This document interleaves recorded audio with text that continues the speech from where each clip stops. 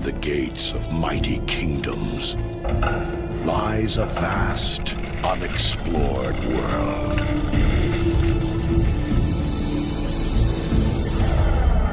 A world of honor.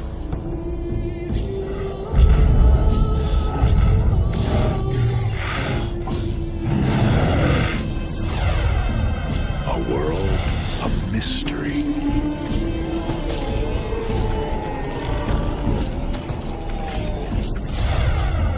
A world of danger.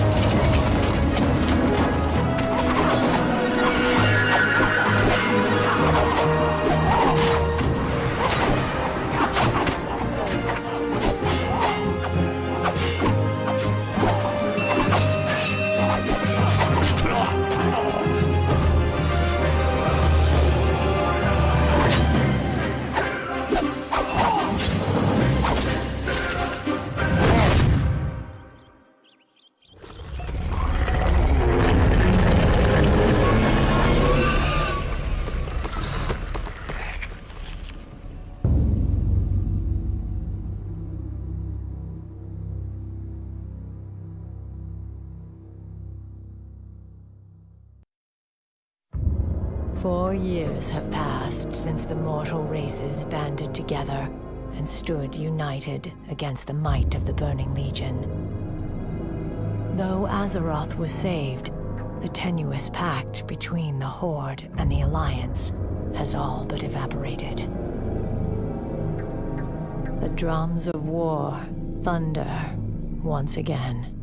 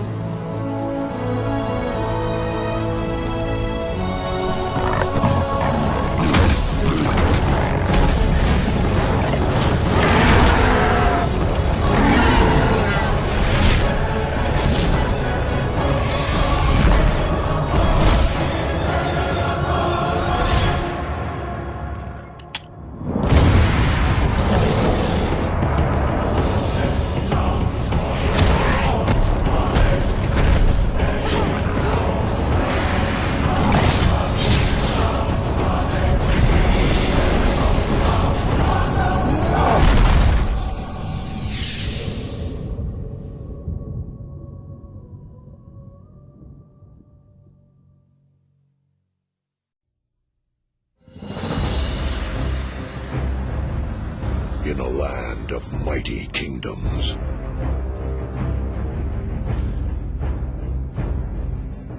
new threats emerge. Ancient alliances are reforged. And an unexplored world awaits.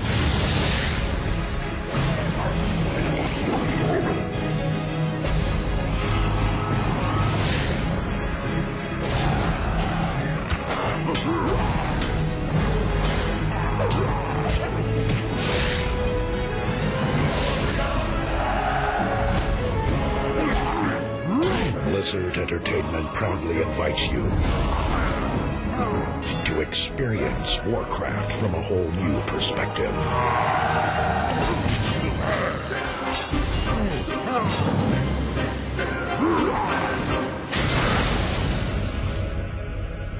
Stake your claim. Live the legend.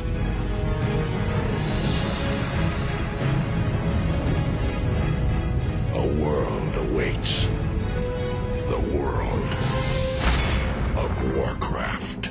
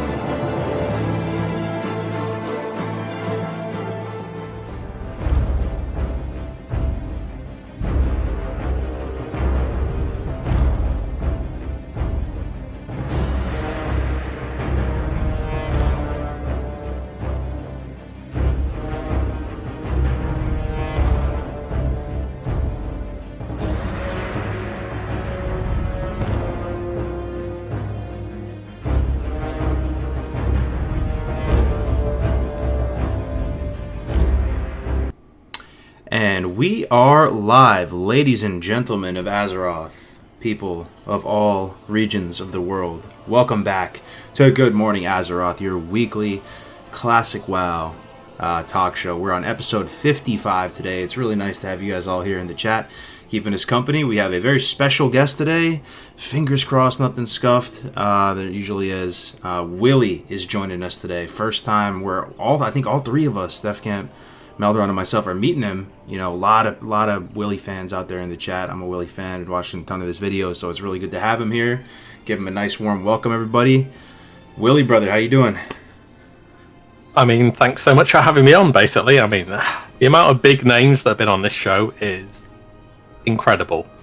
Like, the list of big names, not only just people in the community, but from Blizzard as well, are huge. So I just want to mention as well what yourself have done in terms of building a community around the hardcore scene. The guides you've done, the whole presentations, everything is just enormous. So I'm definitely impressed with what you've done so far and really glad to be here on the show today. Yo, thank you so much, man. Guys, we were talking in the chat before we got started. Just the first time someone joins your Discord call who's like a YouTuber or something, you're used to hearing their voice either as a caster or like making a video. You have this kind of like weird moment. You're like, what? What's happening? Am I in a video right now? It happened again. First with Mad Season last week, again with WillE. So it's good to have you here. Dude, it hit so hard with Mad Season when he was like, hey guys, it's Mad Season here. Yeah, I look at Mad Season live. Yeah, exactly. It takes you aback. It's great. Anyway, Def Camp, Melderon, my brothers from another mother in Philly. How are you guys? Doing well, good, man. Doing pretty good, yeah. Very nice. Beardless. I still love beardless Def Camps. Yes, I shaved. Getting hyped for next, man. I'm forcing the guild to do a PTR tonight. We're gonna wipe a lot, so it's gonna be fun. It's gonna be good. It's gonna be a lot of fun.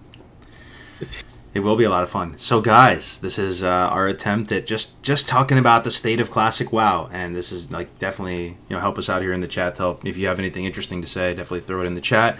We'll be talking about Phase 6. We'll be talking about any of the issues that come to mind, anything problematic, anything hype. Talk about the future with TBC coming on the horizon, possibly BlizzCon line. Some little nuggets to latch onto there. And also, we're just going to get to know WillE a bit better. I mean, type something in the chat if you don't know who WillE is. I feel like most of you do at this point. Yeah, before we get started into getting to know WillE, maybe Def Camp can do us the honors as our tradition here. I don't know if WillE knows our tradition here, but yeah, if you have your headphones on maximum volume, be warned. If you don't know, you're about to find out. So here we go, guys. Know it's been a while. What buff are you hitting? We all need a fresh buff. So here we go. We're gonna refresh our buffs, boys. Here we go. Good morning, Azeroth. Let's go, baby. Number 55. Let's go, man. 55 episodes. Can't believe it. Wow. Putting up with you assholes for 55 episodes. Oh, man. Yep. Oh, man. You love it. You love it. All right. Yo, Melderon, you're better at this than me. Let's get to know WillE, man. Ask him some questions. Yeah. So I think, WillE, we have to say, to start off, you've blown up, bro. You've done a lot of work in a very short amount of time. And that's, dude, kudos to you, because this is a hard thing to do. Building a channel from scratch is very, very hard. If it wasn't for Kargoz and some of the other people that in the community, we wouldn't be where we are today. And, I feel like you just did an excellent job. So maybe we can tell us how you got emboldened to maybe start a YouTube channel, and why. Right. So essentially it was, I heard Classic WoW was going to be releasing, and I've been playing World of Warcraft for a very long time, as I'm sure everybody here has. So since mid-late vanilla was the start of the journey for me. And you hear that Classic's going to be coming out, and I was just so hyped that they were actually going to be re-releasing this thing. I couldn't believe that it was going to be real, because I personally had not played any private servers previously. I'd just been playing the retail game. I'd be someone who would flip on and off between different games quite a bit. And when I heard about Classic, that sort of changed everything for me, and I went full in on that. And I'd been sort of interested, I guess you could say, on making YouTube videos or just videos in general. I thought it might be fun for a while. And when I heard Classic was coming out, I was sitting there at work, and I was working an admin job, but without any admin work, which might sound good, but it was really boring. Right. Really boring. There was nothing to do. So I started looking up Classic stuff. I started writing guides for classes myself, just for fun, really. To see what it could be, and then I was like, you know what? I'll just upload it to YouTube and do a bit of editing in there and see what happens. And then based off of that, some of the videos started to do really well, and I was like, what on earth is happening? Why are people watching this?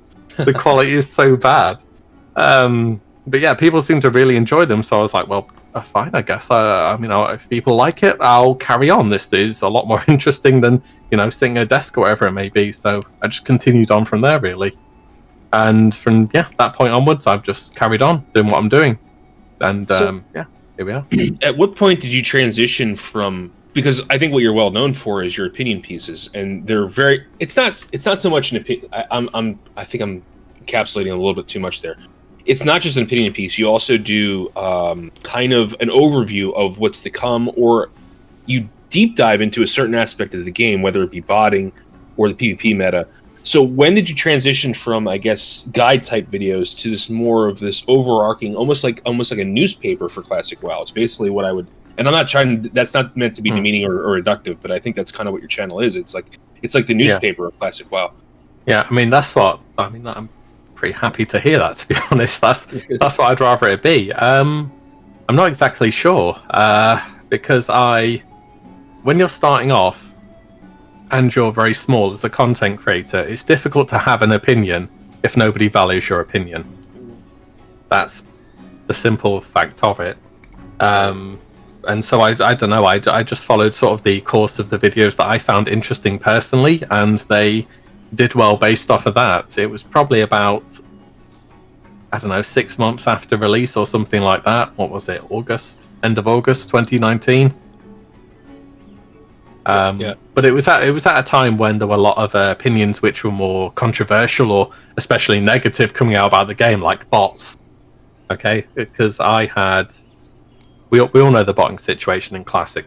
Oh yeah. Over time, how it's been. We've ordered a /U Stratholm and seen like 34 mages and been like, those mages sure do love strat. I don't know. I just covered things which I thought were interesting or that somebody should bring up, and I was like, well, I seem to be the only real guy doing this. Yeah. So I should do it. You know. Do you remember your first video that really kind of like hit it big? Yes, actually. It was the Hunter video for Was It Any Good? Because I guess the original series of videos which I did well off was the sort of Was It Any Good, though? I guess that's the... I mean, I still use that occasionally in videos. I don't know whether it's just a meme or people know about it anymore, but looking back through my videos, that was on the 23rd of June 2019. Oh, wow. And that just randomly started getting a lot of views. I mean, previous to that, I'd done sort of a lot of opinion-based things, but like I was saying, when you don't really have a following, your opinion is difficult to get out there because your opinion isn't really valued. So true. It's interesting to me. There's so many ways to build the car when it comes to like being a content creator or whatever you want to call it. Like, and there's also so many specializations. Like for opinion pieces, that's like kind of what I know you for. Like you have a good way of taking like an issue with the community or the game, and then just articulating it in a really good way that everybody can understand. And then the English accent definitely helps that too. Like making it sound a little more sophisticated too. That just sounds like I wouldn't even know where to start if I even tried to do an opinion piece. But then at the same time, I'm making my PowerPoint slides. Melderon's making slides. Everybody has their own thing. Like their own thing that they kind of specialize in. But anyway, more on the lighthearted side of things. What class and what race resonates with you the most in WoW, like class fantasy wise? Caster, melee, and which race also? I mean, for Classic, I started off and I played a Warlock in retail for a long time, and so I continued on with that to Classic, and I played a Warlock since release. I've raided with it since release, up until recently, where I'm taking a bit of a break. And then I've also had a sort of side goal where I want to level every single class to 60. And I've started playing my Hunter quite a bit more. And I've been playing my Hunter at endgame, and I've been really enjoying playing Hunter. Hunter is a lot of fun. And funnily enough, Hunter was my main back in vanilla. I played it more than anything else. And I've sort of thought, there's two things I like. It's ranged and pet class, which is Warlock and Hunter, right? It's like me, not much choice. And I'd probably say like the first class I ever played in vanilla was female Night Elf Hunter, and I started playing that a lot more than my Warlock recently. I'm like the stereotype guy, but it's so much fun. I'll tell you what, Teldrassil is the best starting zone. I think that camp just had a little bit of a connection just now. Shot down. Into a bunch of shamans and stuff here, isn't I? So here's the thing too, like your passion for Classic is shining through already. You can always tell if somebody like really loves Classic or if they grew up with it or whatever. That seems kind of obvious. Like I watched a lot of your videos, And sometimes you're critical of Classic WoW, and that doesn't mean like that you don't like the game, or maybe like I'm actually just really curious to see like what Classic WoW means to you in your mind. Like, you know, maybe it's not your favorite iteration of the game, maybe something else is. Like, if you had to just share with the people kind of your just overall, all things considered, thoughts on the Classic WoW, you know, journey where we are today, you know, did the expectation match up with reality? That might be interesting. It's it's a tough one. I am, like you say, very critical of Classic, and that's because I see the problems it has, and not just problems that were brought over from Classic, but problems that have been made anew, sort of, if you will, because the player base is different. Some of the interactions we have are different. Spell batching is different.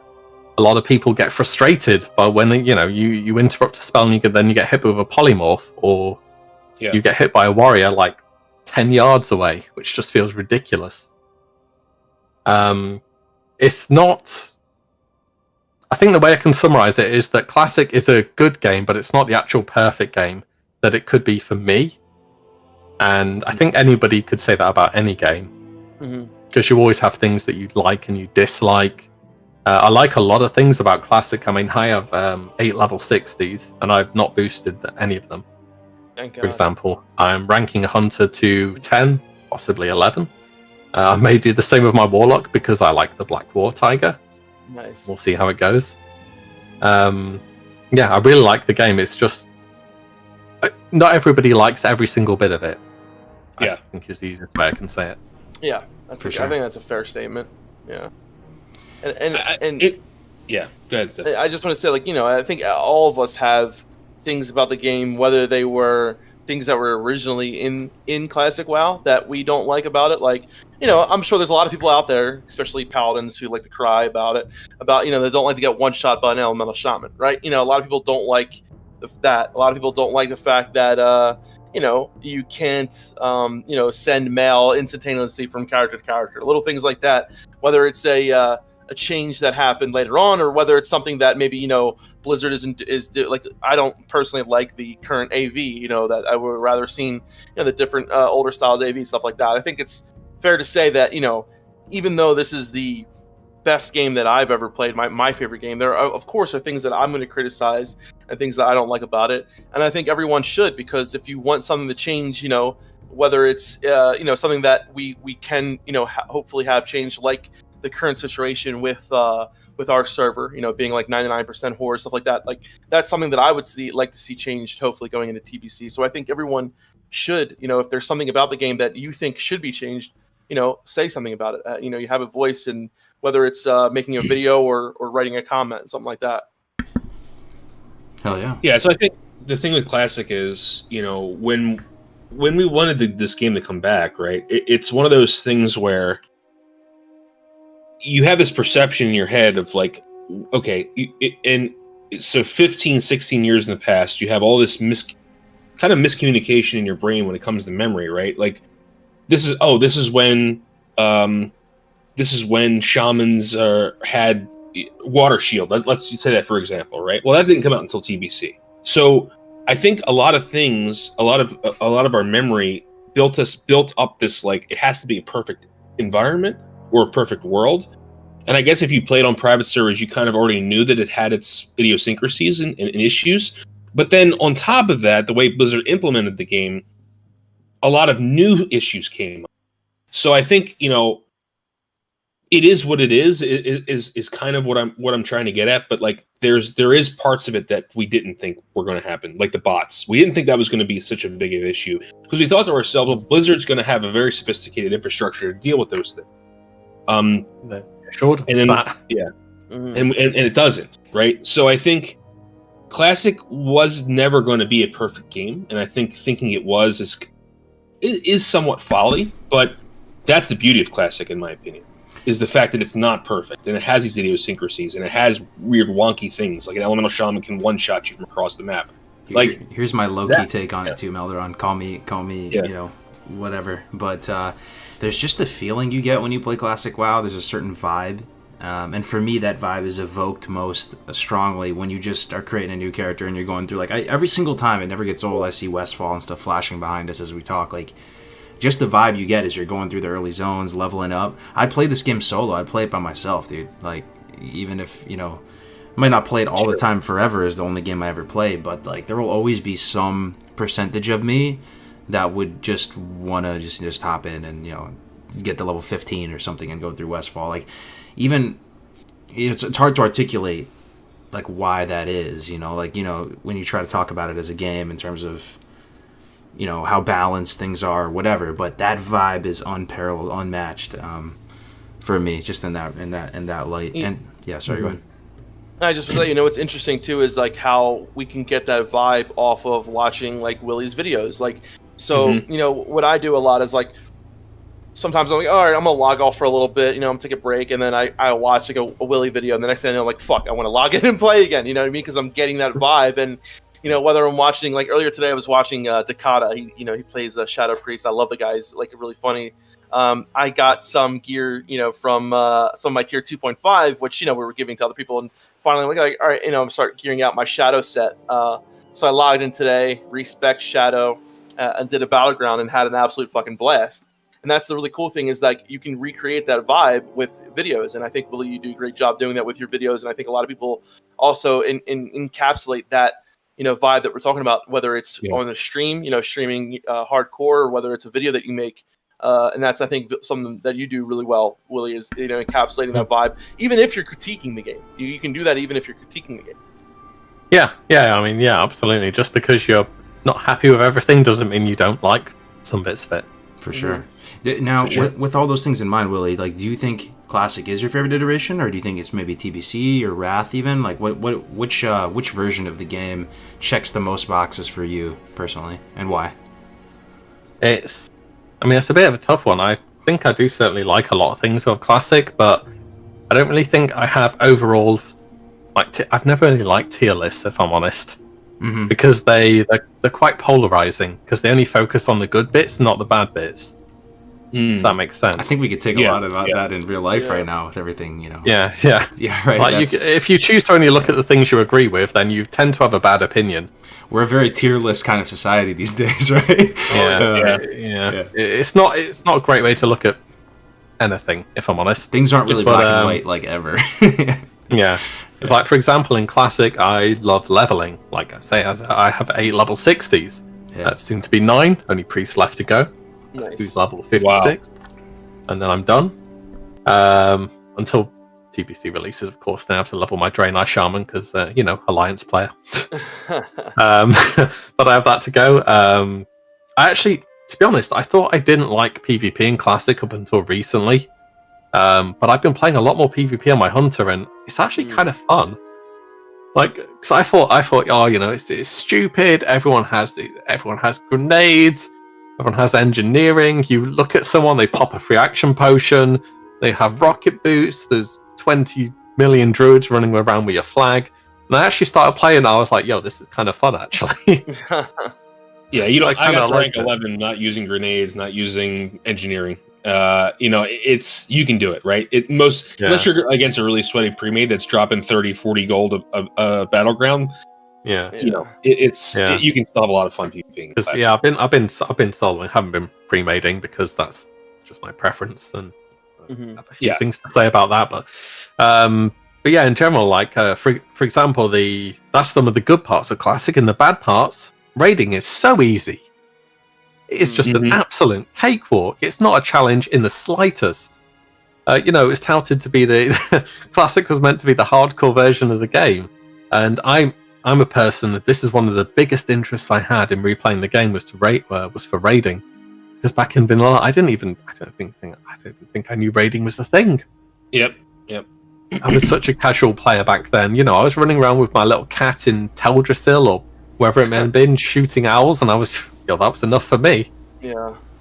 And these days it's completely changed. That might be a good point to segue too. So up until this point, guys, like it's been that way. Like we get hyped because we've been covering every phase, WillE, as it comes out. So like AQ's around the corner, we're like, yo, big hype, AQ's gonna be great. Def Camp says the same thing. He's like, oh, I wonder if it's going to be hard, I wonder if they turned it up, I wonder if they cranked up the difficulty on the bosses, and we keep like thinking that's going to happen maybe, or something, magical is going to happen, and then everything just falls over each time, right, with each phase. That's how it's kind of been the whole way. But maybe with Nax, stuff is going to be harder, because people were saying that like Patchwork is hitting for like 30k and stuff, and that they're doing it on the PTR, and it was super hard. Is there like what do you guys think about that right now? You'll have a much better opinion than me because I'm not actively raiding right now. But do you think Nax could be the hard vanilla raid?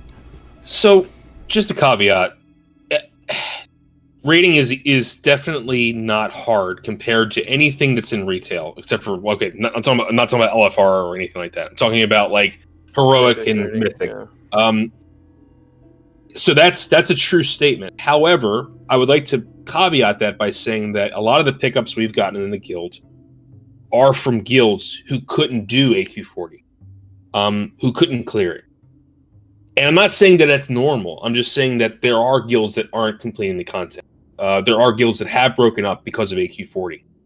And I think you're going to see a much larger number of guilds break up and not complete Nax than we did in AQ40. That's all. I guess that's what I mean by that statement. So AQ40 is, for us, for our guild, we're pretty lucky. We have a very good guild. And AQ40 for us is actually easier than BWL. BWL has more scary mechanics in it, in my opinion, in our raid's opinion, than AQ40 does. But going into Nax, I don't think we're going to see it's going to be cleared day one, 100% by the top guilds. So that's definitely going to happen, right? But we're going to see a lot more attrition than we did from AQ40. Now, whether that's from difficulty or from burnout, that's hard to tease apart. But Nax is going to be this sounds like an obvious statement, but Nax is going to be the hardest raid in Classic. And I think that if people aren't prepared for it, I think people are going to be wiping on Patchwork 4 Horsemen over and over and over again. I think that's going to happen. Yeah, I think, WillE, when you say, Classic WoW is supposed to be the most hardcore, I think in terms of, time commitment, in terms of, getting world buffs, in terms of getting consumes, in terms of getting that, I think that is where the idea of the hardcore, comes of Classic WoW. But when it comes to mechanics, when it comes to, obviously the mechanics, the game, like I said, it was literally in its infancy. So when people have this idea that, we're going to go into, MC and we're going to, rag's going to be an issue and all this, all it really comes down to is, okay, can the tank hold threat? These small little mechanics, this, like that, and then pump out your DPS, and that's about it. And, as a healer, someone who, I've healed in, pretty much every iteration of the game.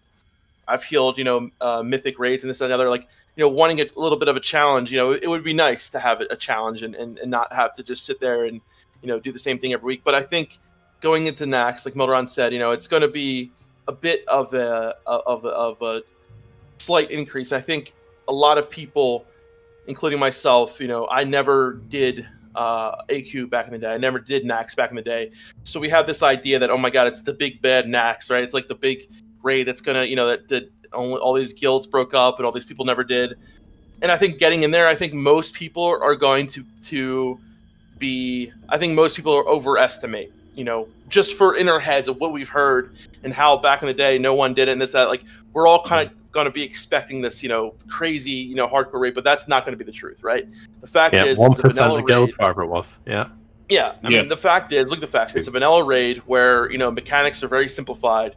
And the hardest commitment is going to be time. I mean, that's going to be the biggest workaround, and why guilds might break up and why this is because of the time commitment that's going to be needed for world buffs and for consumes and things like that. So I think that when we talk about hardcore, we have to kind of put that caveat and say, well, it's hardcore in terms of time commitment. But wait, so you're saying that was kind of raw? Because I've been, again, I'm not really actively rating, but I hear all this stuff through the grapevine, right? And I'm sure a lot of people in the chat too. You hear yo, Nax is actually so hard. Nax is, somebody even said yo, Nax is impossible with the current gear and all this. So, as you guys have been playing around with it in theory crafting, you think it's actually going to be easy, really easy again? No, I don't think it's going to be easy. I think that okay, here's an actual quantifiable example. So Patchwork's hitting on the classic PTR, on the actual classic PTR, just as hard as he is on Light's Hope. So a lot of people, everyone's thinking to themselves, well, Lights Hope, all these private servers buff these raids to make them harder. I don't think that's 100% true for Nax. I think that maybe Nax was at a point where they were like, this is hard enough for a lot of the mechanics. For the private server community, which was definitely way harder for BWL and AQ40. So that's true, right? So I think that Nax is the least buffed, and there's multiple reasons for that, is because this is the first raid where the gear is where it's supposed to be, right? That's a big thing. There's no progressive itemization anymore. Everything that's in the game right now was out during Nax. Yes. So the gear you're walking into from BWL and AQ40 is the gear you would have walked into if you were also rating at a very high echelon back in vanilla. So I don't think it's going to be. I don't think it's going to be easy per se, Kargoz, but it's going to be. It's going to be weeks of progression for most guilds. Yeah, I agree. I think for most guilds, not all. I think in terms of that'd be great. Yeah, I think in terms of people thinking like easy, hard, like I don't think we can look at it like that. It's much more of a, are people going to be able to, get down something, because some bosses in there are going to be very easy, right? They're going to be, and then there's going to be some walls people hit. Some people are going to hit a wall on possibly Patchwork. Some people are going to hit a wall on Sephiron. Some people are going to hit a wall on Four Horsemen. Some people are going to hit a wall on even KT and this and another. But I think what's interesting, like Metalron said, because we can actually go into a PTR right now. And we can also go into the PTR on Blizzard and kind of see the similarities to where private servers had it and where they are right now on the Blizzard PTR. And things are very similar. The only kind of main differences, especially in terms of damage output, in terms of armor and things like that, the only main differences that I'm seeing, and I think other people are seeing as well, is the mechanic. The amount of times mechanics are happening and things like that, right? So that's the main difference that we're seeing. But I think in terms of what people experienced on private servers in Nax is going to be a lot more similar to what we're going to see in the next couple months, hopefully. In Nax as well. So, except for maybe armor values, I think armor values on retail classic are still lower than they were in private servers, but I haven't actually looked at that yet, so I can't give you 100%. Yeah, I mean they were usually buffed up a little bit, so they'll probably be lower. Yeah, I'm thinking, but we do our first Nax tonight on our own PTR based off of private server data. So we unfortunately we couldn't do a lot of the classic because time when they opened them wasn't conducive to our raid schedule, which sucks because we really wanted to get in there and look at it. But a lot of guilds did when we were in contact with those guilds, and it's what they were basically saying was it's not a pushover next. And these are top guilds in the world saying that, right? That wiped 10, 15 times on Patchwork before they figured out how to do the fight. So we can go into general mechanics of Nax as well. I know them pretty well, but we can talk about that too if you guys want, like what fights are going to be problematic or not. Yeah, we can. And I was going to say that one thing I just want to throw up before I forget too, because a lot of people may have stopped watching right now. Like I stopped raiding actively and stuff like that. And this is one thing, kind of a PSA that I heard that it might be useful to you guys listening. Remember when Il was telling us this Meldoran, because I never did Nax in vanilla. He was saying that based on his experience back in the day during original vanilla and on the private servers, pretty much when Nax comes out, that's a lot of people's main bucket list items. Yeah. So after they clear Nax like once or twice or like a half dozen times, like every week the guild will kind of lose a few people. And so if you haven't been raiding for a while, don't think it's GG. You can still probably slide into a Nax at some point and be able to get in there before Classic goes on to TBC or whatever. So keep it in mind. Also, one quick point on that: if you guys are thinking about playing your character that you're playing now at all in TBC, like say you're a warrior, because that's going to be the most of the cases, right? And obviously warriors don't have as many raid spots in TBC. However, you probably would want to maybe PvP or at least level that character to get him to 70 to PvP. Don't sleep on the gear that drops in Nax and just think that, I'm just going to stop raiding because I'm going to go play in TBC. A lot of tier 3 or tier 3 equivalent pieces are going to help you vastly in either endgame in TBC before you get your period bis, even after period bis in some classes, and while you're leveling. Just Yeah, it's crazy. I actually wanted to bring that up because I was looking at some of the gear that drops in, like, say, Karazhan, right? And depending on what, I'm sure we're going to get the 2.4.3 version of the gear that dropped in Karazhan, which was much better than the original version. But a lot of the gear from Nax, and that's available, you know, in later in Nax, and even some gear from AQ, is very comparable to what you are going to be getting in pre-raid BIS.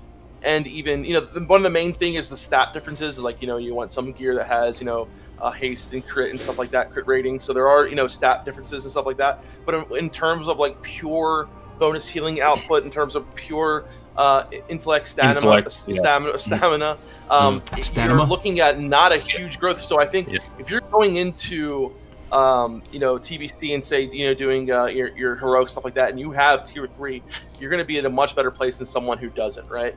I think that's what goes for, like, looking in Classic WoW, like, and I wanted to say this, I want to kind of reiterate this, because one of the biggest things that people look at, and that I look at, is being prepared, right? And I think that's just thinking about you are not prepared, but, you know, but, like, so looking at Nax, in you know, before we move on from this, the guilds that are more prepared, the guilds that have, you know, a bunch of resistance gear, like, you know, I just read someone's comment and said, like, you know, we had a lot of trouble in AQ because, number one, we didn't have nature resist gear, we didn't have people with sappers, we didn't have people with GNPPs, this, that, and the other. Like, the biggest mechanic in fucking Classic is being prepared and, like, having a lot of that shit and the time commitment.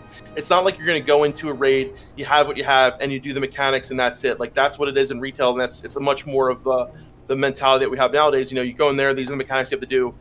A lot of the mentality in Classic, and even so much into TPC as well, is just, like, having that, you know, stuff that you know you're going to need. You know you're going to need some nature resistance and frost resistance. And if you don't have a certain amount of resistance, like especially on Sephiron, you're gonna fucking wipe, and you're not gonna get that boss down until the people in your raid have enough resistance and shit like that to get past that. So I think when we look at, you know, hardcore and time commitment shit like that is the main thing in Classic WoW that people, I don't think, realize, or maybe not enough, is that, like, you know, having these things, being prepared, having the items, having the whether it's the world buffs or whatever, that is, like, the main thing when it comes to Classic WoW. That and fucking threat, like, that, those are the main things, you know. Yeah, so the skill is in the preparation and logistically moving that many bodies to and fro, distributing raid, keeping the group together, keeping morale high. Yeah, it's definitely a different animal than, like, you know, micro intensive actions per minute, you know, in a retail kind of raiding environment. Sure. But let's talk about something a little spicy here now too. I'm sure we all have our thoughts on this. Chat, type something in the chat if you're alive, guys. Let's get some. We're gonna get a little spicy here. All right, Willie. I feel like you're gonna have some thoughts on this. So Classic, there was things that went right. There was things that went wrong. Right. I'm kind of chill when it comes to a lot of the stuff that goes wrong. So, like, it's, you know, that's why I feel like you'd be good on this.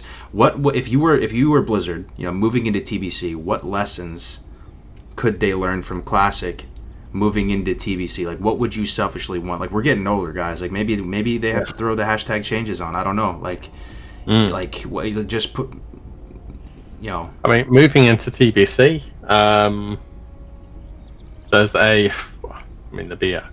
there'd be a number of things. I mean, if we're talking about moving beyond Classic into TBC, then a lot of things get sort of fixed by themselves that I have a problem with in Classic. Like pre-mades, for example, being a bit too prevalent and impactful in content, but other things. If we talk about professions, drums of battle, which we have discussed before. Yeah. At the moment, as they are in TBC, they provide 5% haste for 30 seconds, I think, and you need 4 party members to rotate them indefinitely. Which makes them the best DPS and indeed throughput profession in the game from day one until Wrath of the Lich King pre-patch. Right. And they're overpowered. And they should not be that good. So I'd rather see that they are nerfed into a form where, you know, people aren't forced to pick leatherworking. Yeah. On top of that, I think the actual racials should be toned down for certain classes. It's no secret that in TBC, a lot of the Horde racials are superior to Alliance, not just for PvP, but for PvE as well. So, for example, you have Will of the Forsaken, which is still a 5-second immunity, and it breaks via charm and sleep effects on use, and lasts for 5 seconds. And there is the PvP trinket is changed in patch 2.1.2 to remove all loss of control effects, whilst the Will of the Forsaken retains the same effect. So it's really, really broken. Because you can just run into fear effects and you don't care because you pick the right race, basically. Even with Orc in PvE, the Blood Fury, what's it called? Blood Fury effect gets a spell power component.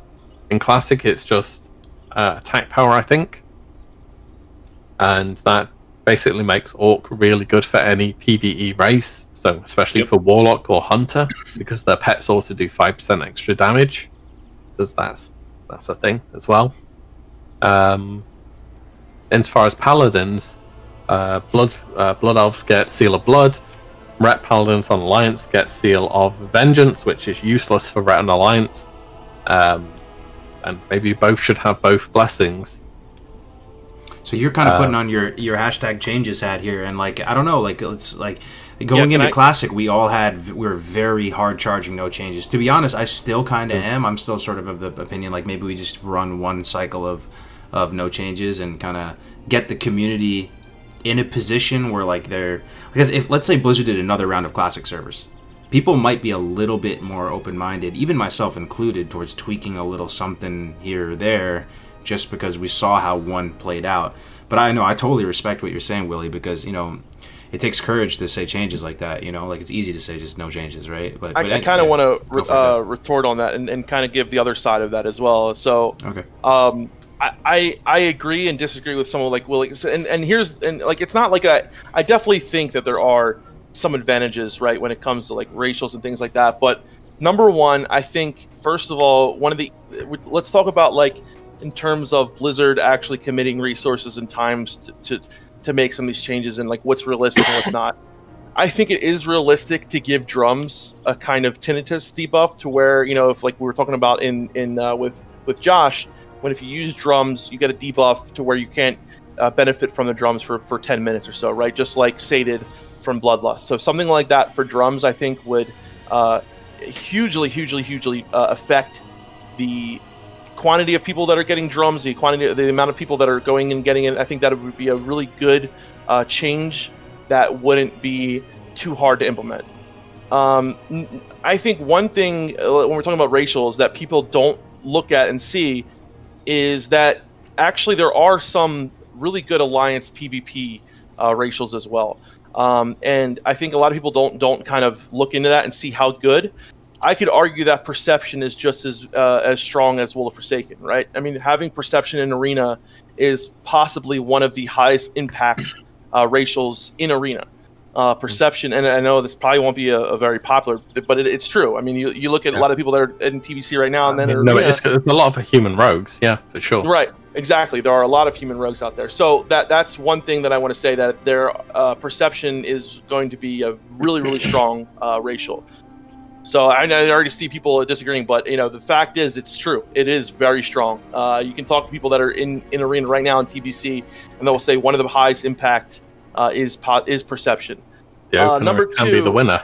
Yeah, this is going to be probably a little bit of potentially but I think Seal of Blood is just not.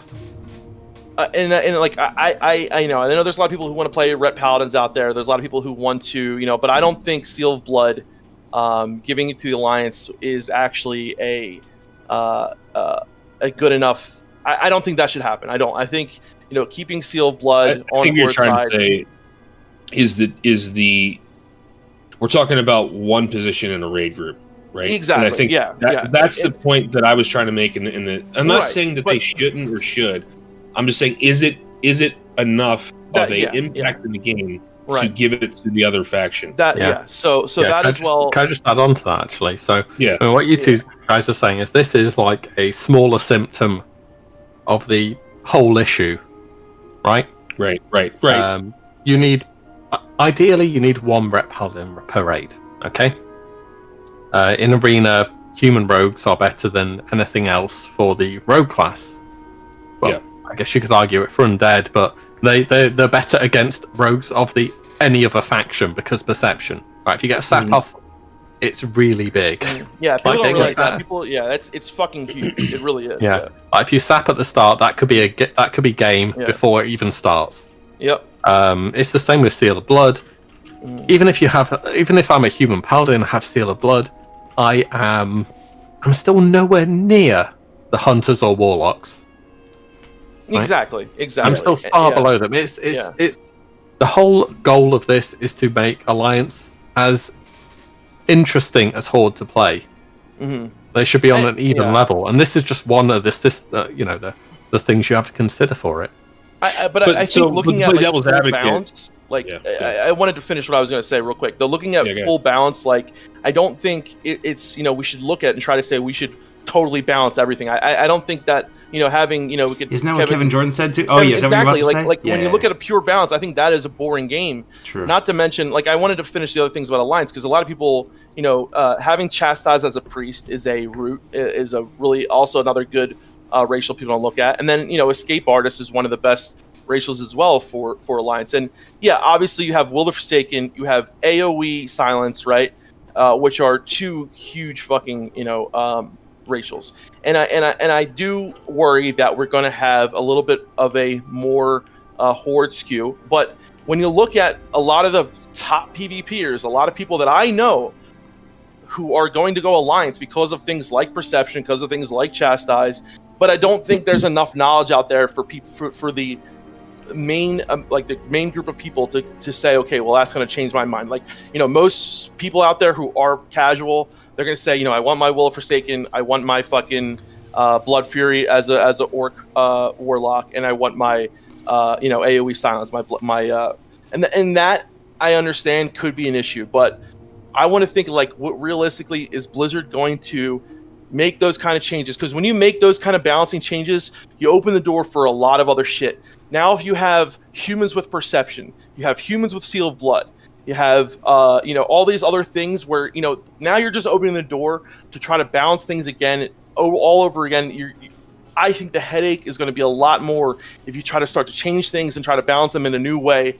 Because in the end, what's going to happen is that there's going to be a whole new world of balancing that's going to have to be taken care of. Yeah. So I've been deep diving that's this my stuff issue. Recently, right? I've been doing this TBC podcast, and I've just been I've been lucky enough to meet with some of these TBC big brands who they love TBC pretty much as we love Classic a lot of the time, and they've just been playing it for years and years now. And I was just getting their thoughts on it.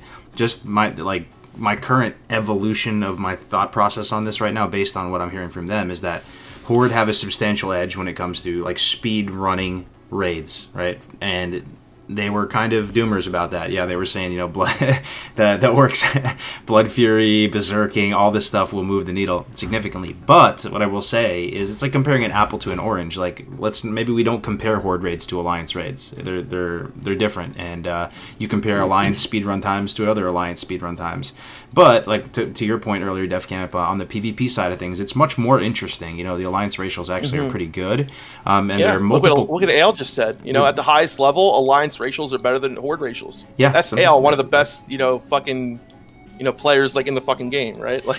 Yeah, for sure. And so on the PvP side of things, there's multiple classes where the racials are arguably better for the Alliance. So there's always that to keep in mind. And I think a lot of people are going to be going to TBC for the PvP, and for Arena, that's this whole nother X factor there that's going to add longevity to the game and stuff. So maybe. And another thing, I was maybe. Do we learn something from our experience in Classic? Some people went super sweaty in Classic, and maybe come TBC they might shift their mentality a little bit and not worry so much about perfect optimization.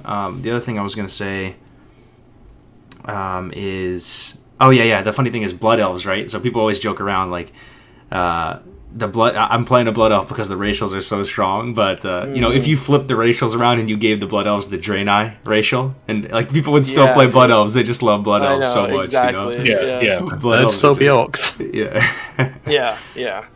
Yeah. I think unfortunately but we've been led in a people have said the same thing for so long that everyone agrees with it now, and people aren't willing to look at the facts. That's all I wanted to say. But yeah, because Willie's right. Even if even if we do all the math and do all the possible scenarios and math everything out, Willie's still right, because the perception, like you just said, is that Alliance sucks. Mm-hmm. And I don't think they suck at all. I think that it's, could they be a little bit less in the average player's hands? Maybe, but I don't know. I don't know. Yeah. Do we make broad swath changes to the Alliance side without knowing the implications of what those changes I remember what I was going to say. I'm a goldfish. Let me just spit it out before I forget. So ask me what maybe bothers me more than Alliance racials. What bothers you more than Alliance racials? The idea that melee is kind of significantly behind ranged. Like, more so than Horde or Alliance being stronger. That was my recent findings with these streams, guys. Like, that apparently melee, I mean, you only take a couple, and they are pretty substantially behind the range. And it's mainly because if they're just standing behind a paper doll for a couple minutes DPSing it, they can actually do okay.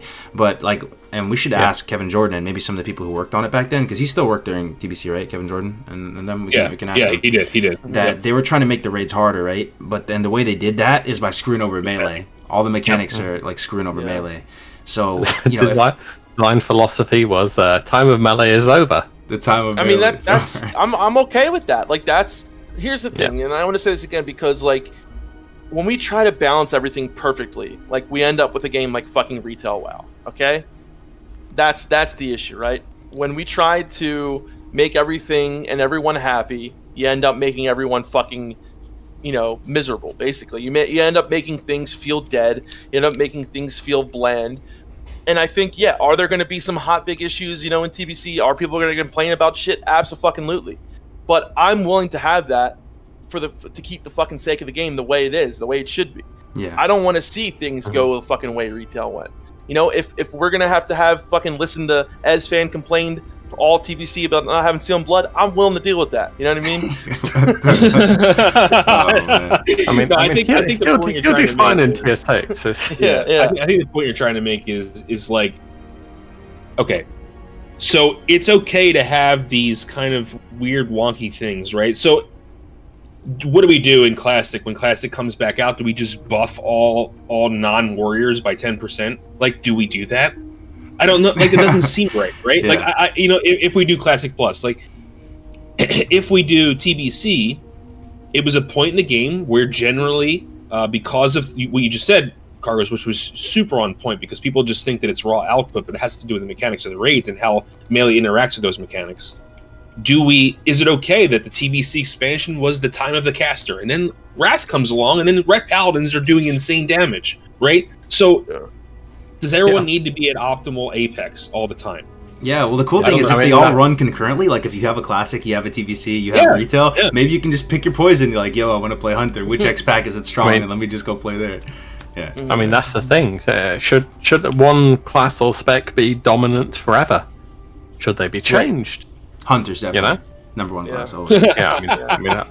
I mean, we'll see once Nax is out how much Hunters have changed, but I don't think they're going to be I don't think they're going to be above Warriors or Rogues. Yeah. Now, what do you guys think about, because we did have, like you said, that Hunter thing happened, right? Now, there were changes that were, going to be implemented, and Will, you brought up the thing, the great, point of, tinnitus, right? That was something that was talked about.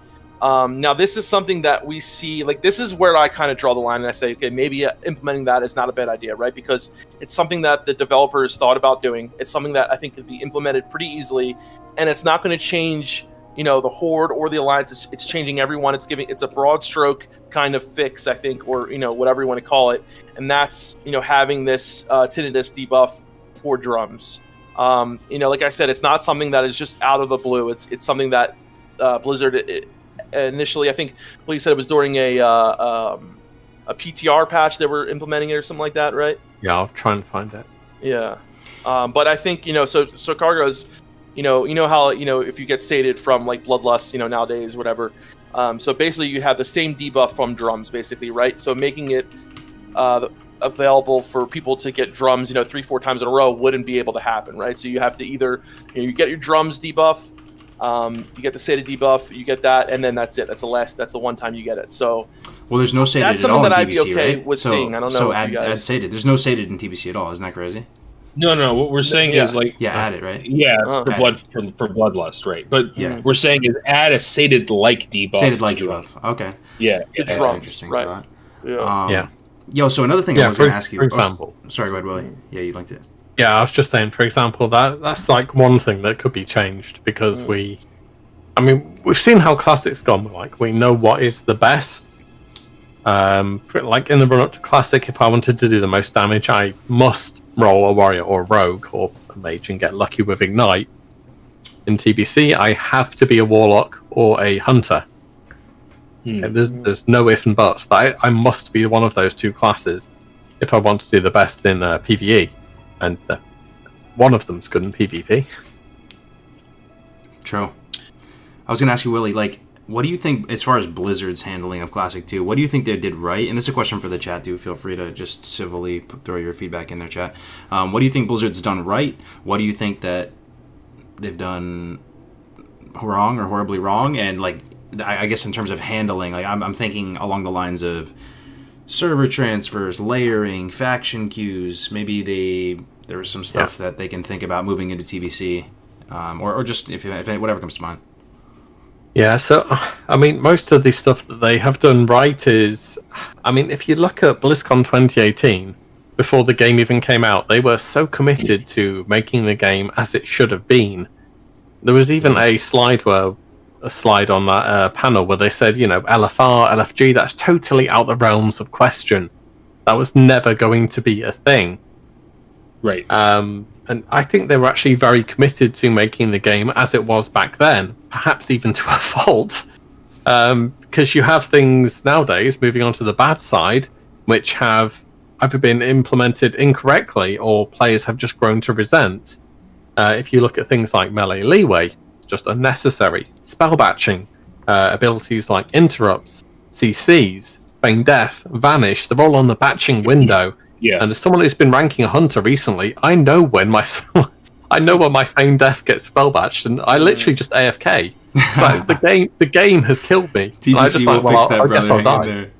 Traps in combat, Willie. Traps in combat. The best thing. Yeah, traps in combat. it's so frustrating. I can't handle it. So I have apart to from say, that- spell batching is pretty bad. I will agree that when they tried to, and the funny thing is, the argument was we're going to artificially try to establish a server lag. You know what I mean? Like what?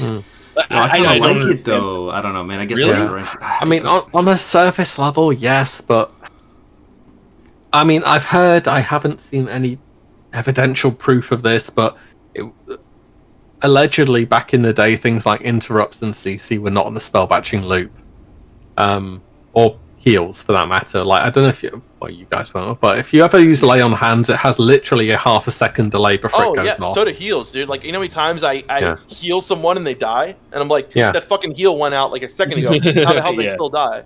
Yeah. You know? It's ridiculous. Like Yeah. this cannot be a thing. Apparently, for Arena. what it was batching is apparently still in TBC, but I'm not sure if they reduced the batching window. But on private servers, there was batching. It was just a shorter window, so maybe that was the solution. They went to the authentic 400 millisecond batching window, which is almost half a second, but they could have done 100 milliseconds, which is I think what like Nost and some of these other Mangos repacks had, or something closer to that. But I don't know. Would you rather have no batching whatsoever? I feel like if there was no batching whatsoever, I mean, maybe you do feel this way.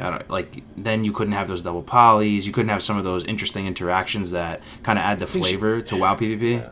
It should be a little bit shorter. I think it's too long. I think what Odikin said is probably right. It's probably about like twice as long as it should be. It should be a little bit. Yeah, that's fair. Because then you couldn't even do stuff like popping Shadow or Death, like sheeps with Shadow or Death, right? You can't even. If there's no batching at all. I was going to bring that up, like stuff like Shadow or Deathing CC, or vanishing abilities. That's still possible on retail. Yes. By the way. That's an intended interaction, not a result of spell batching. I think the window's too long. That's regardless, it is too long. Yeah, too long. Gotcha. What else, Willie? This is really good. Like, this is all amazing. Like, I think this is just great conversation so far. But anything else you think that they mishandled or things that they could What do do you think better. about layering, Yeah. Willie? How do you feel about layering in the Hellfire server Peninsula. size? And the health of So the servers, yeah. server size back in the day, it was 3,500 to 4,000 maximum. From what I remember seeing from posts from back then. Nowadays we have 10k, 12k. Back a while ago, the realm Aragul in the Oceanic region was even the server cap was extended. Now it's like 15 or 16k. They didn't even layer it. They just straight up extended the server cap, which I did not know they had the capability of doing, but they did it. The servers are obviously too large. Classic and indeed TBC were not meant to support servers that are this large. There's too much competition for resources. There's too much competition for questing early game. It's just it makes world PvP into a bit of a nightmare, and it's not a positive thing moving forwards. So smaller servers. I mean, they should have made smaller servers, but it's literally impossible to go back on now. Yeah. Even for TBC, they cannot change this. Yeah, we were It's saying that. impossible. Remember Def Camp back in the day? We wanted more servers and smaller servers. Oh, I think a lot of people did. Yeah, I think a lot of people played private servers like, oh, it's fun to have these big, mixed servers, but even private servers, like the server would first come out, maybe you would hit 13k, but by the middle of the server's, long lifetime, you had maybe 4 to 5k people playing on that server. And I don't know, and Melderon and I, we tried our fucking damnedest to tell them, listen, guys, we need more servers, we need smaller servers. And I think it has such an integral part it's such an integral part of the game, whether you're talking about economy, whether you're talking about world PvP. Melderon, who knows, if the servers are smaller, Scarum might not be 99% horde today. It could, you know what I mean? People felt like it was such a huge horde to alliance ratio because there was 10,000 horde versus 2,000 alliance, And I think so many of the issues that we have nowadays come from this issue, and I would love to see it fixed in TPC, but like you said, Willie, I don't know if it's how do you even if you create new servers for TBC, you have the issue of all these people trying to, it's going to be a mess. I don't know how they're going to do this, but going in the TBC, a lot of people are saying, okay, let's just turn the servers into a TBC server. But now I'm still going to be playing on a server that's 99% fucking horde, and that's the thing I hate most about Classic WoW right now is that my server has one faction. It fucking sucks. It really does. Go follow up from that as well. Back in vanilla, I only ever played PvE, and I didn't really put much thought into it. I came into the game, I saw a server. I literally didn't even consider PvP or PvE. I just picked a server and I was like, I'm going to play the game. And so I only ever played PvE. This time around, I specifically picked PvP, and I was on Gehenna's, which is, as you may know, a very competitive server. It has, apes, Dreamstate has a lot of the private server guilds on it. A lot of the extremely salad bakers as well. They got a sub 30-minute AQ40 run. A lot of the really, really competitive private server guilds on there. And it's from not exactly a hardcore player, but a hardcore casual. As in, I play the game a lot, but I sort of know what I want out of it. It's just a pain to play on. Because even though the server population, you look on Ironforge.pro, it's 56 to 44 or whatever it may be, and that's a 1,000 player swing. And you try doing anything out in the open world, you try to go to raid, there's just so much drama with all the dispelling, whatever it may be. And it's not the experience that I expected it to be, basically. Some of that's Blizzard's fault. Some of it was kind of our fault, being just the people we are in 2020. But it's interesting. I do think there's some things we can take into TBC. One thing that it just continues to perplex me, and maybe you guys have an opinion on why this is, but it does seem like Blizzard doesn't like to communicate that frequently and transparently. Maybe there's legal reasons why they can't or something, but I would love to see selfishly, if and when they announce TBC, let's say at BlizzConline, they just kind of talk to us all the time. They just do a thing weekly on Twitch, just sit there for a couple hours and go hey guys, we're working on it, just let you know here's the challenges we're facing, this is going right, this is going wrong. I feel like we would be so much more understanding of why things are the way they are if they just kind of talked with us. We'll get like an occasional forum post that has a lot of silver lining in it or stuff like baked into it, and sometimes you can sense a bit of ego or pride going into some of the way they message stuff. I would just love to see Blizzard talk to us a little bit more. But at the same time, the opposite side of that is what Kevin Jordan said. Remember, he said like there's actually supposed to be a healthy distance between the players and the devs. But that was then. That was when we trusted. That's when we still had trust in Blizzard, right? Yeah. I just want to know that they're fucking listening, right? Yeah. Like, not so much talking. I just want to know that they know that there's a that there's a fucking group of people. Like most of the fucking player base is not happy with the way that the game is right now. That's what I want to. I want to know that they fucking see the issues that we're talking about going into TBC. Like, that's, having a dialogue with us would be great, but I want to know that they're listening and seeing that the issues that are going on right now. That's the main thing I would like to Yeah, just a a blue post, saying like we've learned from Classic. There was obviously a lot of issues. It's too late to rectify now, unfortunately. We didn't realize this was going to happen. This was going to happen. Botting this, and we're going to do our best to make sure that this is not a thing in TBC. I think that it would be fine, right? Because it's kind of too late at this point, don't you think, to make it to make Classic better than what it is now? Yeah. Yeah, I think Classic, yeah.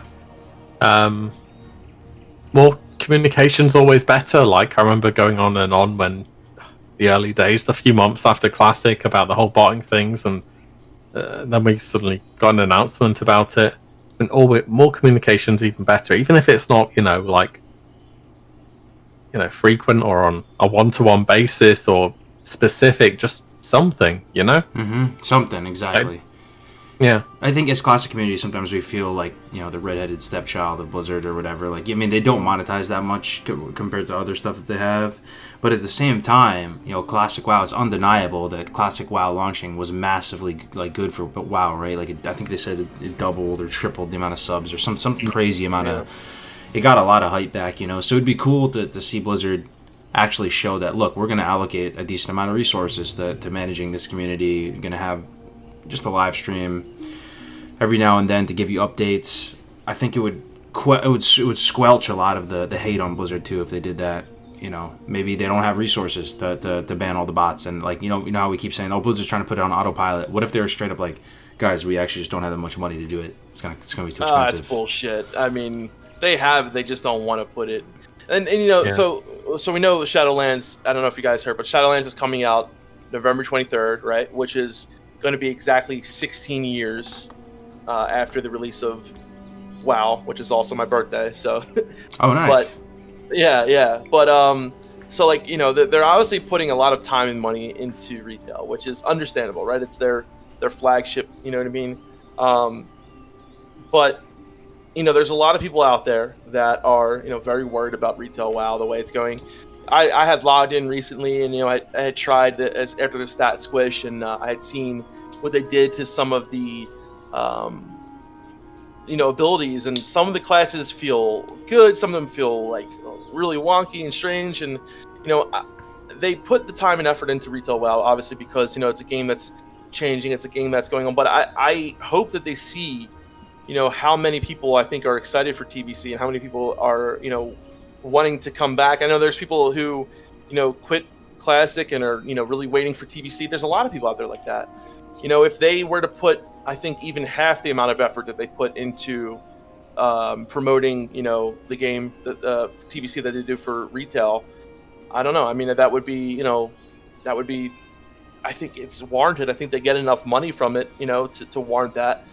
But I don't know. I mean, if retail ends up not being as good as a lot of people thought it was going to be, and it ends up having a lot of problems, it could be that TBC is going to be much more popular than we thought it was going to be, even more so. So that's and you also have in TBC Arena, right? So could they possibly do like how they do for Arena in retail, how they have the Arena, the big show and all that shit?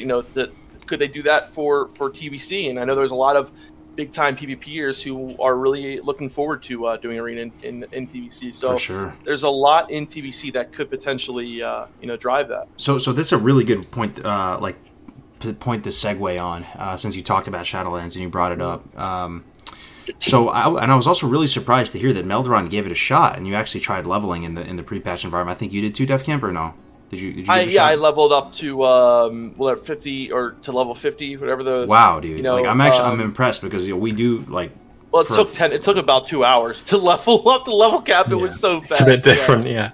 We've shit on retail a lot over GMA, right? And so I'm actually kind of impressed that you still gave it a shot. Well, I think if we want to talk about it, we have to at least experience it. I'm not going to talk about it and not know anything about it. Good man. And WillE, did you give it a shot too, or no? Admittedly, with the pre-patch, I already have every single class at level 60. Not 60, 50, because it's the pre-patch. So my issue with it is if I were to log in, I have everything at the endgame level, and I have heard a lot of good things about the new leveling process, which I appreciate, but I'm already there. I've done it. I don't have anything new to do until the Scourge invasion happens. So I'm missing half the stuff on my character because it's a temporary power game, because I don't have my conduits, I don't have my soulbound, I don't have my legendaries. What am I to do? I don't really. I have like a few talents that are different. That doesn't really interest me to bring me back to the game.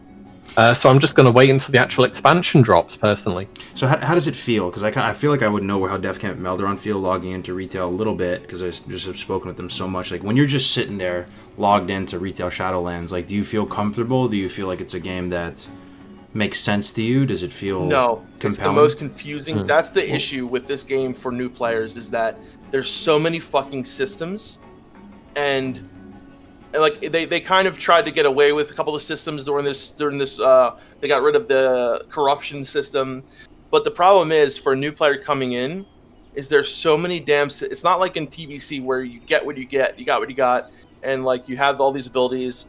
The issue that I see is that there's all these systems, and when you want to change these systems, you have to go through all this shit, or they have a time limit on how long you can do this, and I think that to me is one of the most frustrating things, especially coming from a new player, is that if you don't have, if you didn't start from like the beginning of the expansion, you feel like there's such a fucking just like long ladder to get up to where you need to be. Same time, none of us are new players though, so it would be interesting to see a new player, if they're presented with Classic or Shadowlands, which one would make more sense and be more compelling to them to play. I'm not 100% sure they're going to choose Classic, but WillE, I mean, are you excited to play Shadowlands? Like, you hear good things you said, but like, does it?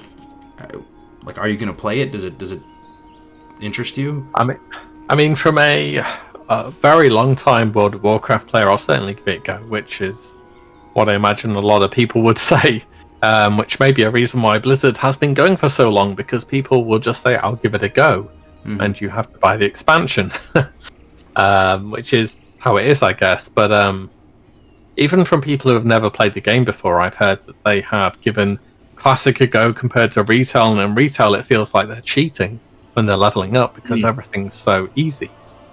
It's so thoughtless. You just absolutely roll through the leveling process. For example, if you threw something at players that's a challenge while they're leveling, they will struggle with it and learn from it. You're not going to, if you repetitively walk into a fire and get hurt from it, then you're an idiot. There's not much else to say from it. You should learn from that, and that's the case when compared with Classic compared to retail. That said, with retail, there is good points to it. For me, it's mostly been raiding. I pretty much only ever raided in retail since a few expansions now. That's been the main attraction for me. Aside from all the collection stuff, which I can't keep up with it. Honestly, God, it feels like Blizzard have watched some of the Asmongold streams and saying, "Hey, you like mounts, do you?" And then they've shoved like 30 or 40 mounts into one patch. No exaggeration, okay? No exaggeration. 8.2, they put 32 mounts into one patch. Wow. 32. I just can't believe they put that much collectible stuff into a patch. I think it confuses the art style too. Like when I see all these mounts in there, not only does it confuse me visually, but like, right when you put all these different these mounts in, then they all these have all these crazy particle effects from all different color palettes and styles and motifs. It just, when you log into retail and you go into Stormwind or Ironforge or Orgrimmar, like I feel so confused. There's all this crazy shit around me, like everybody's in all this insane armor and like 9 million different mounts, and it's. I mean, you know what? I mean, they stopped doing tier sets as well in BFA. Yeah. I mean, tier sets have always been such a big thing. I mean, you can think transmog is good or bad, but tier sets have always been what they are kind of thing. I mean, they even in what's it called? On Taurus Burning Throne, Tomb of Sargeras, they actually redid Black Temple tier sets from there. Yeah, I thought because of they were that cool. I thought of like a good idea to bring back tier sets. Like I remember when they got rid of tier sets, I was like, I'm gonna think of an idea for them to bring it back and get rid of transmog at the same time. So I had came up with this fucking plan. I was like, okay, so what you do is for LFR gear, right? You get the tier set, and you get nothing basically, right? But if you do normal, if you get the full tier set, you get one extra bonus. Like so you have the tier set bonuses. So if you have the full set from normal, you get 1 bonus. If you have the full set from heroic, you get 2 bonuses. If you have the full set from mythic, you get 3 bonuses. But the item level would say that would go up just slightly over them. That way they can get rid of transmog and they can get rid of the fucking tier set of not having the tier set bonuses. But what they did is they got rid of the tier set bonuses and basically just put them into all the extra like the artifact traits or whatever the new things were, and they put those bonuses basically inside that, because everything now is just like a passive, right? It's like, okay, maybe you get 1 extra ability and then you have 50 different passive things that can happen while you're doing your rotation. And I don't know, I thought like there's so many different ways they could do about that, like having that system, whereas if you have normal you get 1 attribute, if you do heroic you get 2, whatever. There's just so many different things they could do. And it's like they try to get rid of these cool, like everyone, I think most people love tier sets, right? I thought that was awesome, knowing that you could get this tier set. Some of them are really good, some of them might be shit, whatever, but like they've gotten pretty good, I think, over the time as to making the tier sets pretty useful for most classes. And they go full into having these systems, right? So they have the system and the artifact thing, and they put so much time and energy into those systems that when they fail, then when they aren't that great, that's the issue with that like expansion, is that now you have this system which everyone fucking hates, but 90% of the game is to managing that system or getting new traits and getting that. And I think that is what went so wrong with BFA, is that you have this system that people didn't really necessarily like, but they put so much time and effort into that system. And I think they're doing the same thing with Shadowlands, and I think that's another issue, is that they're going and they're putting all their eggs in one basket with these systems. What if they end up being shit? You know what I mean? And then they're gonna have to start all over again. And that's the biggest issue that I have, and why you see when the game was a little bit less complex with a lot of these systems, it was just you have your class, you have the abilities that you get more gear, you get more crit, you get more haste, whatever, and then your character becomes more powerful through that, instead of adding all this extra bullshit and baggage that they do. I'm just happy we're going to very soon, hopefully, have 3 different versions we can play, and they're going to be different strokes for different folks, and they're all going to be a little bit different. Different classes will be the flavor of the month, and if you're a classic Andy like myself, you'll always be able to play classic. If you like that in between, you can play TBC. And if you like to rock a Sprite Darter set and walk around on the rat mount that flies, dude. I don't know about that. Marketing that. Who is that? Dude, I'm telling you, dude, they have people with degrees and stuff over there at Blizzard. They're making some data-driven decisions. I don't know. Apparently, it was the BlizzCon thing. Horrible thing I've ever seen. Yeah. But yeah, so going back to like going into Shadowlands, like what my goal was, I'm not doing private servers before TBC like I did with Vanilla. I'd wait way too many private servers before Vanilla, and I was already kind of jaded a little bit because of that. And so I thought to myself, the next best thing, which isn't really going to hurt me, is to do the leveling process in Outland on a character I would not be playing. So I picked a Death Knight. And I don't know, man. Like I lasted until like the first couple quests in Hellfire, and I was like, I can't do this, dude. I don't know what it is about retail. I don't know if it's the speed of things. I don't know if it's the way it's like lights up your thing. Like, you got to use this ability just right boomers, now. You're an Melderon. idiot. I feel you, man. Yeah. Just I guess. accept your fate.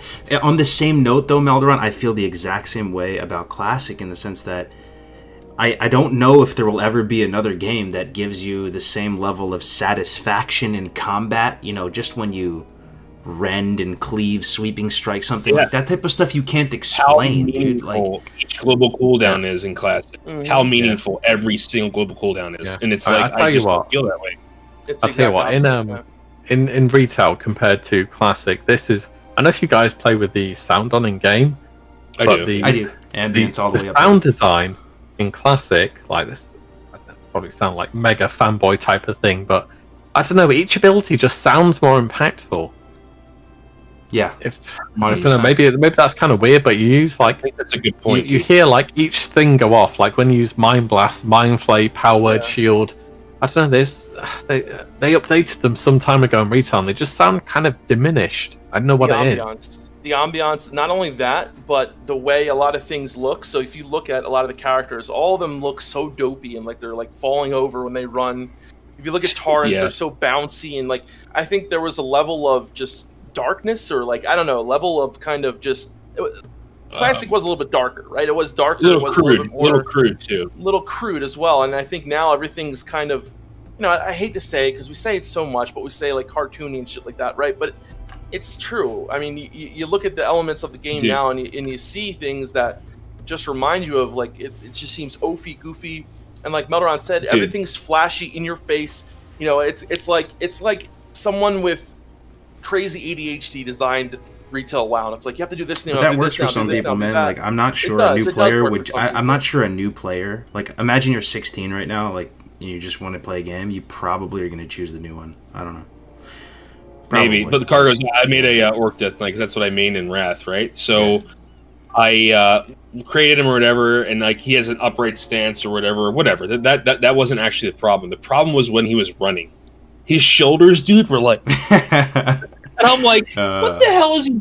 How is he running, bro? It was. I don't know what it did, but it triggered me, dude. Well, It just all right. triggered me. Let's get back to the Nax talk. You said earlier, Melderon, that it might be interesting to go through some of the fights, what people can maybe look forward to. Like maybe there's even some value add we can say to the people. Like how do people get ready for Nax? Like maybe you haven't been raiding, you want to raid, you want to check it out. Maybe Phase 6, the final phase of Classic, coming out. What do you guys It'd be think? smart to Give me your thoughts have every single type of protection potion except for arcane. So you're gonna run across nature in the spider wing. You're gonna run across fire and four horsemen. You're gonna run across and Fairlena. You're gonna run across obviously frost in Saffron and Kel'Thuzad, and you're running shadow on Loatheb and on four horsemen. You should have all four types of protection pots saved up.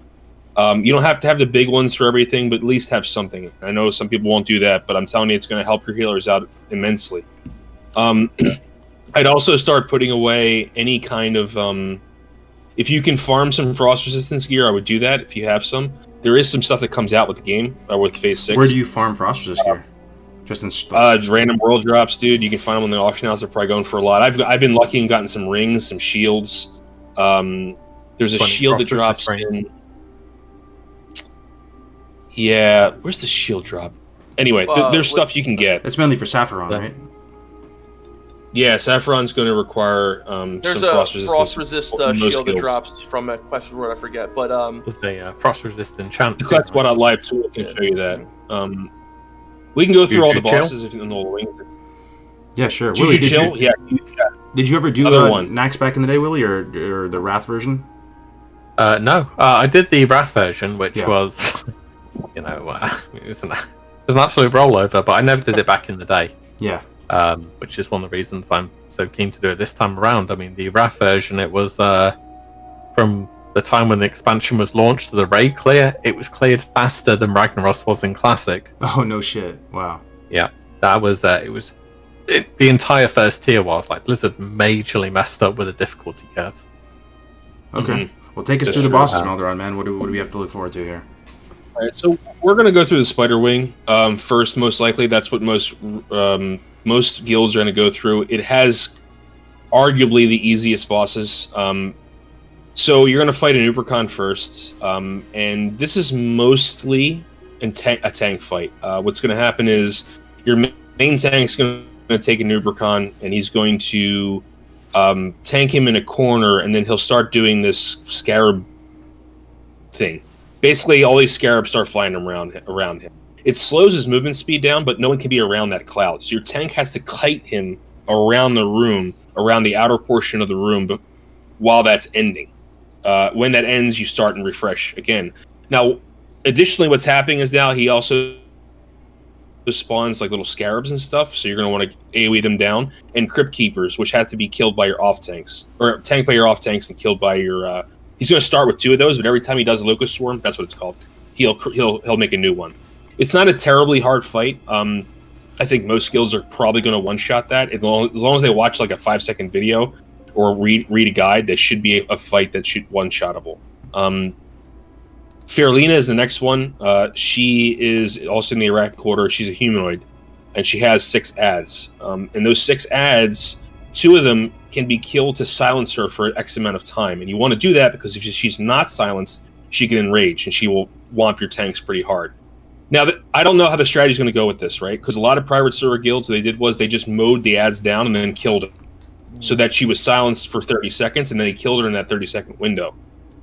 I'm not sure if that's going to be possible. So what you may have to do is kill 5 of the ads, keep one of the silencing ads up, kill it maybe halfway through the fight, and then kill her. Because you don't want her to enrage. That's what you don't want to do. She also does there's also like an AoE fire spell, like a rain of fire, stuff like that. And she hits pretty damn hard. Was that the wing that John Stats made? Remember he said he made one of the wings in Nax? Oh, he might have. But I think Fairlina is going to be an interesting fight. I don't think it's going to be terribly hard, but I do think that some guilds are going to have some problems with coordinating how to kill the ads. Again, the best thing about anything raiding, guys, when I tell all my guildies, is to look up the fights. I mean, 10 minutes spent reading some guides and knowing what the mechanics are, it's going to make or break the situation, right? You shouldn't rely, if you're a raider, I tell every raider this, you shouldn't rely on your leadership to tell you how to do every single mechanic, right? I think that's lazy. And sometimes you may have a different input, and you might be able to say, hey, wait a second, I have another input here. Maybe this is a better strategy for this. And if you have a good raid leader or a good GM, they should be very open to any kind of criticism or any kind of like suggestions that players have. I'm not saying you adopt everything someone says, but at least hear them out, because that's really important. And then the last boss, I mean, we can take a break after each wing and kind of talk about the wing itself. But the last boss is Maxna. She's the giant spider. She's definitely the hardest boss in that wing. Now, what she does is she hits hard, hits your main tank hard. A lot of these fights, you're going to notice your tanks are going to start having to wear more mitigation gear versus threat gear. And this is very important to you warriors and rogues out there and warlocks. Anybody who has a high threat engagement, you really, really want to watch your threat meters in Nax, because a lot of tanks are going to have to wear more defensive gear now because the bosses hit harder.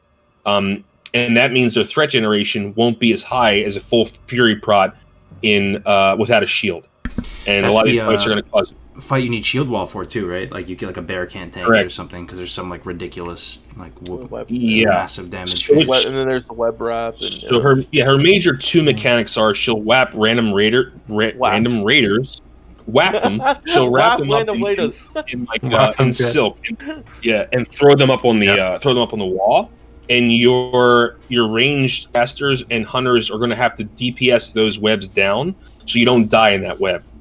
And then the major mechanic she does is she wraps the entire raid up. And this means that no healing can be put out to the main tank, and she still hits the main tank. That's why shield wall is important. Gotcha. Thanks for the little TLDR there for the spider wing. You know, one thing that's there's got to be a few people in the chat that maybe feel similar. I didn't do Nax until Wrath of the Lich King, right? And apparently the mechanics are the same in vanilla as they are in Wrath, right? They didn't change anything for the pretty much. Yeah. There's some minor differences. Some minor differences for sure. Yeah. I just have a hard time like believing that a lot of those fights. Boss, right? What was that, sir? After Patchwork, the Frogger. Oh That yeah, was the real end Frogger. boss. Yeah. I just have a hard time, believing that stuff was in Classic. I just associate it so vividly with Wrath, going through it. And I thought Nax was a pretty cool, sophisticated raid in Wrath, and, going through it and doing all the bosses and stuff. It's going to be trippy to see that stuff on a vanilla server, doing the little dancing boss, the web wrap, like you said, Farolina, all that. So yeah, sorry, Max also enrages. I forgot about that. Enrages. She has a soft enrage that happens no matter what, and that combined with the web wrap can be bad. So that's when you use your shield walk. Shield block. Blah blah blah. What should we move into next? Let's do the military. A bomb. We're going to do military last. Yeah, because that's the way. So the way we always did it was Spider, A bomb, Plague, military. I mean, that's, you guys can do whatever order you want. So A bomb Patchwork number 1. Okay, so Patchwork is a lot of fun. So Patchwork, this is baby. Legendary. The only damage that should go out in this fight is to your tank. There shouldn't be any other damage going out anywhere else. Now, there likely will be, because there's going to be some issues with how Hateful Strikes work, right? So Patchwork has basically only one ability, and it's Hateful Strike. And he also auto-attacks, obviously. So the way Hateful Strikes work is a Hateful Strike will always go on the highest hit point player, that's current hit point player, not total hit points, that's in the top 4 of threat, that's not the main tank. The main tank who has aggro and Patchwork cannot be hateful. Only those who are in the top 2, 3, and 4 positions on threat with the highest hit points. So you can, if your healers can theoretically keep everyone topped off the entire fight, hatefuls will always go to your off tank, your number 2 on threat. The problem is that it's very hard to keep multiple people topped off the entire fight. So what'll likely happen is you're going to have multiple off tanks as soakers in full mitigation gear in front of Patchwork to soak those hatefuls if needed. Now, a lot of people are going to think, they're going to say, oh, I'm going to dip in the liquid to get myself 50% health so I can buffer myself against the hatefuls. That is a strategy, but be very careful with that, because a lot of healing strategies, at least on the Horde side, are going to be heavily focused on using chain heal to heal those multiple tanks. And if you're not 100% health, you're going to soak chain heals when you shouldn't be soaking chain heals. So I would not do that strategy blatant. I would just hope that your healers can carry you through. Patchwork also has a soft enrage, and he hits really, really fucking hard. So, is that fight insane as a healer, Camp? What's that? Is that fight insane as a healer, you think, Patchwork? You just spamming fun, fat baby. heals? I can't wait. Yeah. So if you get past Patchwork, which is not easy, you're going to have to fight Grobulus. Now, Grobulus is pretty simplistic compared to Patchwork. Basically, your tank's going to kite him around the room. Every X amount of seconds, he's going to fart some green shit on the floor. He'll also give a random player in your raid a debuff that's a disease, and that disease can only be removed in one of those fart clouds. So essentially, your tank's going to keep kiting him around the room. Patchwork's going to keep farting. And he's going to keep applying this random debuff to random raiders in the raid, and they're going to have to go into this poison cloud, so they need to be healed, because it's going to give them a damage dot while that is removed off of them. But according to what I've heard from the classic PTR, Patchwork was taken down pretty quickly. Yeah. Or, I'm sorry, Grobulus was taken down pretty quickly. Gotcha. Yeah. And then there's Gluth. He's the big dog. You're going to kill Grobulus, you're going to walk through the pipes, and you're going to go drop in the Gluth's room. Now, Gluth has it's a D on your tank, so it's a tank swap mechanic for Gluth. Now, what I don't know, and maybe Ale, you can pump up on this one, is the debuff tauntable? Is Gluth tauntable in Vanilla Classic? Because he was in Wrath. I just want to make sure that, because if it's not, you're going to have an aggro fight between your two tanks. So say your main tank has X stacks of the debuff that causes damage, the off tank's going to have to take Gluth off of him, and if not tauntable. It's not tauntable. Okay, so the off tank's going to have to come up above the main tank in threat to take those soaks. So more challenging, obviously, since he's not And tall. then you have the ads that need to be kited. Right. So then he has the chow. So there's like these undead that are in the back of the room that will start randomly hitting all of your raiders. Casters, mostly mages and hunters, do an excellent job of corralling these things. And they need to be corralled in the back of the room, because what will happen is Gluth will cast Decimate Flesh, which will reduce their hit points down to a manageable level, because you won't be able to kill them otherwise. They have too many hit points. As soon as Decimate Flesh happens, you have to mow these things down, because if he eats any of them, he'll turn around and go in the back and try to eat them. If he eats any of them, he'll get hit points based upon how many he eats, and you don't want to let him eat any optimally. You'd brought up a good point. He said lots of guilds might be able to single tank him down and burst him. Who, Gluth? Yeah. Depending Possibly. on how fast you kill him. Yeah, I don't know. Yeah. Maybe. I don't know how much armor he has. I haven't done these fights in forever, man. But as you're saying them, like, it's making me realize that how many iconic fights there are in Nax, right? Oh, like, yeah. almost every Yeah, one. yeah. The guy with the two platforms and the positive and negative electricity. That's Thaddeus. That's safety next. boss. He's the next boss. Yeah. Gluth, Patchwork. What a dope Right. raid, man. Willie, is there any There's a lot fights more that mechanics. Yeah, good. I feel like I've been talking a lot. Go ahead. No, it's all good, chime in. man. Yeah, I mean, I remember wiping on Thaddeus in Wrath of the Lich King. Yep. I mean, you could still wipe on it if people did the mechanic wrong, and there was my God. there was one mechanic, and it took one person to do one thing wrong, and your entire raid would wipe. Always one idiot, right? Like, You know. what are you doing? I guess the first real big personal responsibility fight, Mhm. and it exposed some people pretty quickly. Yeah. Yo, Nax I might be guess the that was coolest about raid it. though, man. In Classic, Yeah. like Willie was saying earlier, Classic raiding Yeah. is kind of simple in a lot of ways. You know, it's like in terms of micro, but just thinking of like visualizing Nax, like there's some just visually some impressive fights there too. Like the Loatheb fight with all the spores and stuff. I don't know if it's exactly the same in Yeah. Classic, dude. There's some. I mean, Oh, there's yeah, I mean, more memorable The fights. than Saffron, non-memorable. the Saffron entrance when you walk Yes. into that room, Yeah. and Oh, yeah. he's like, "It's a he." Apparently, I thought it was the Sheaf Rages. Apparently, it's a he.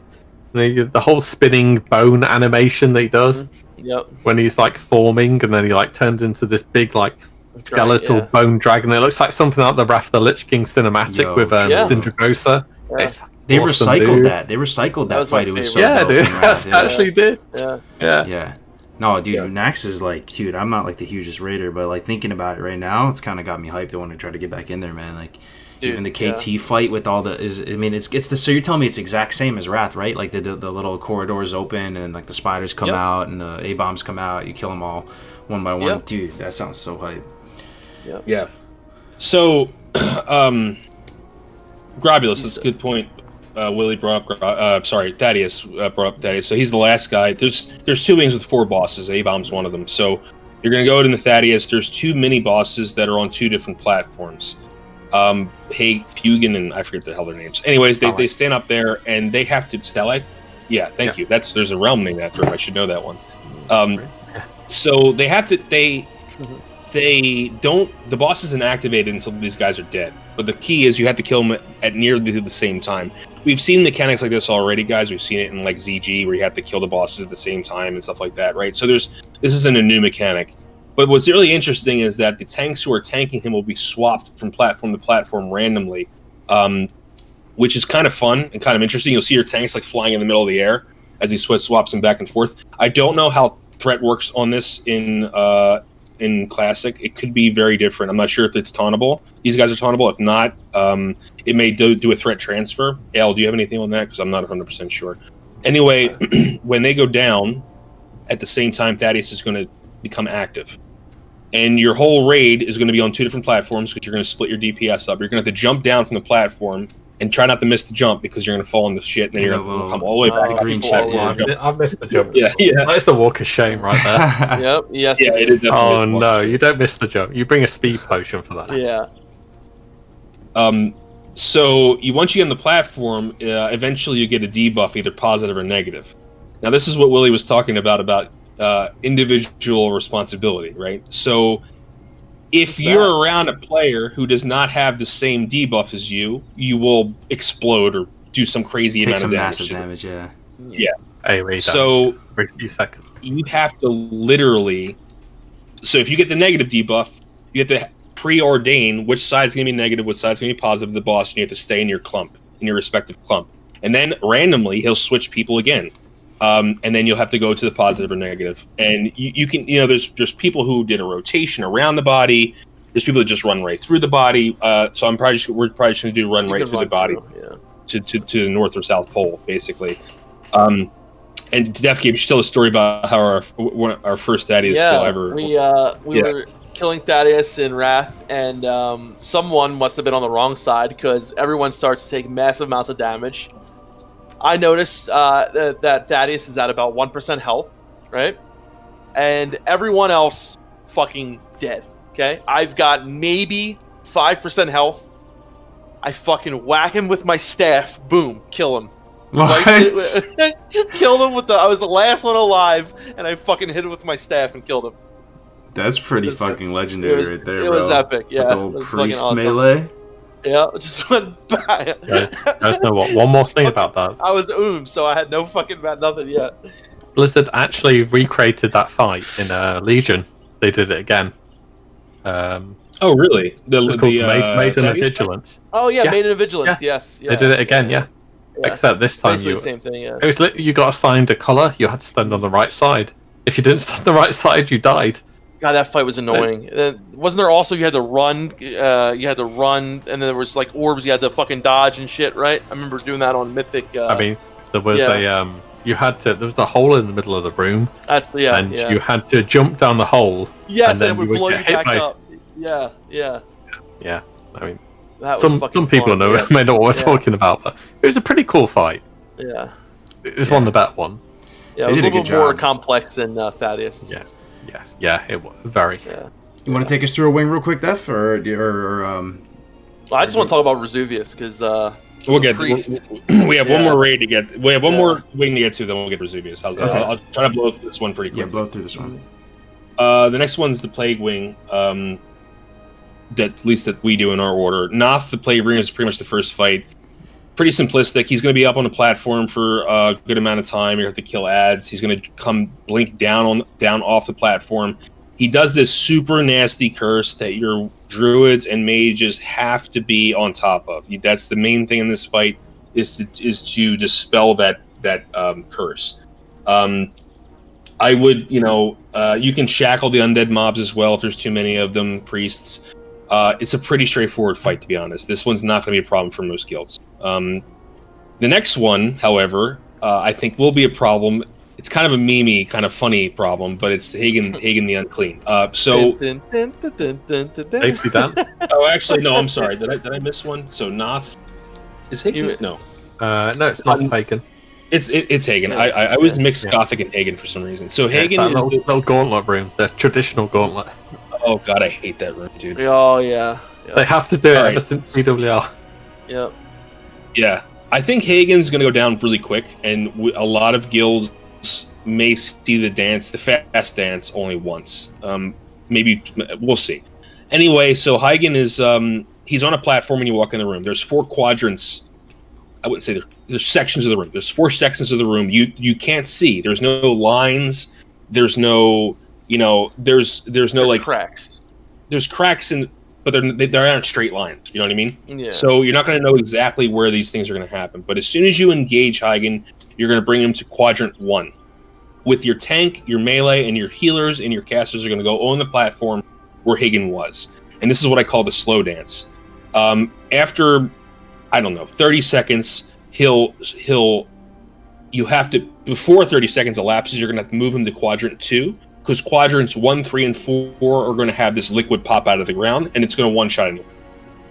You're going to keep moving him around the room to each quadrant. So you're going to go from 1 to 2 to 3 to 4, 4 to 3 to 2 to 1. You're going to do that as the first.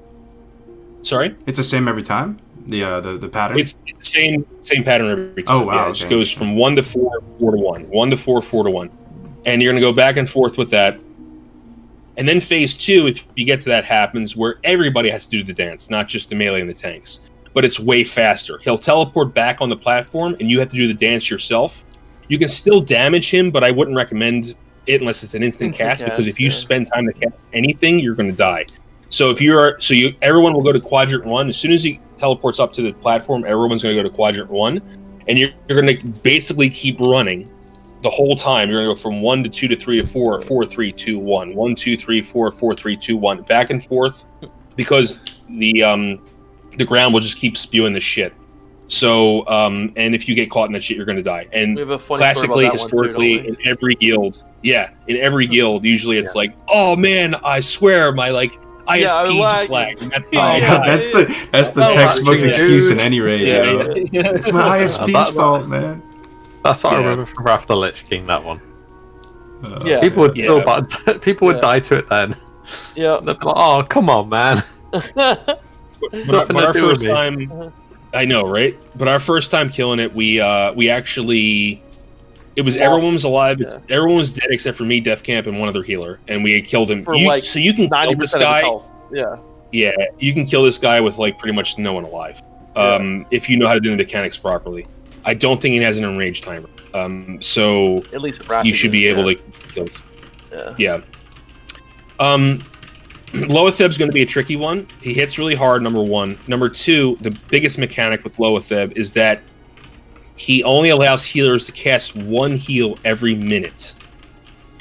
So this one's going to be...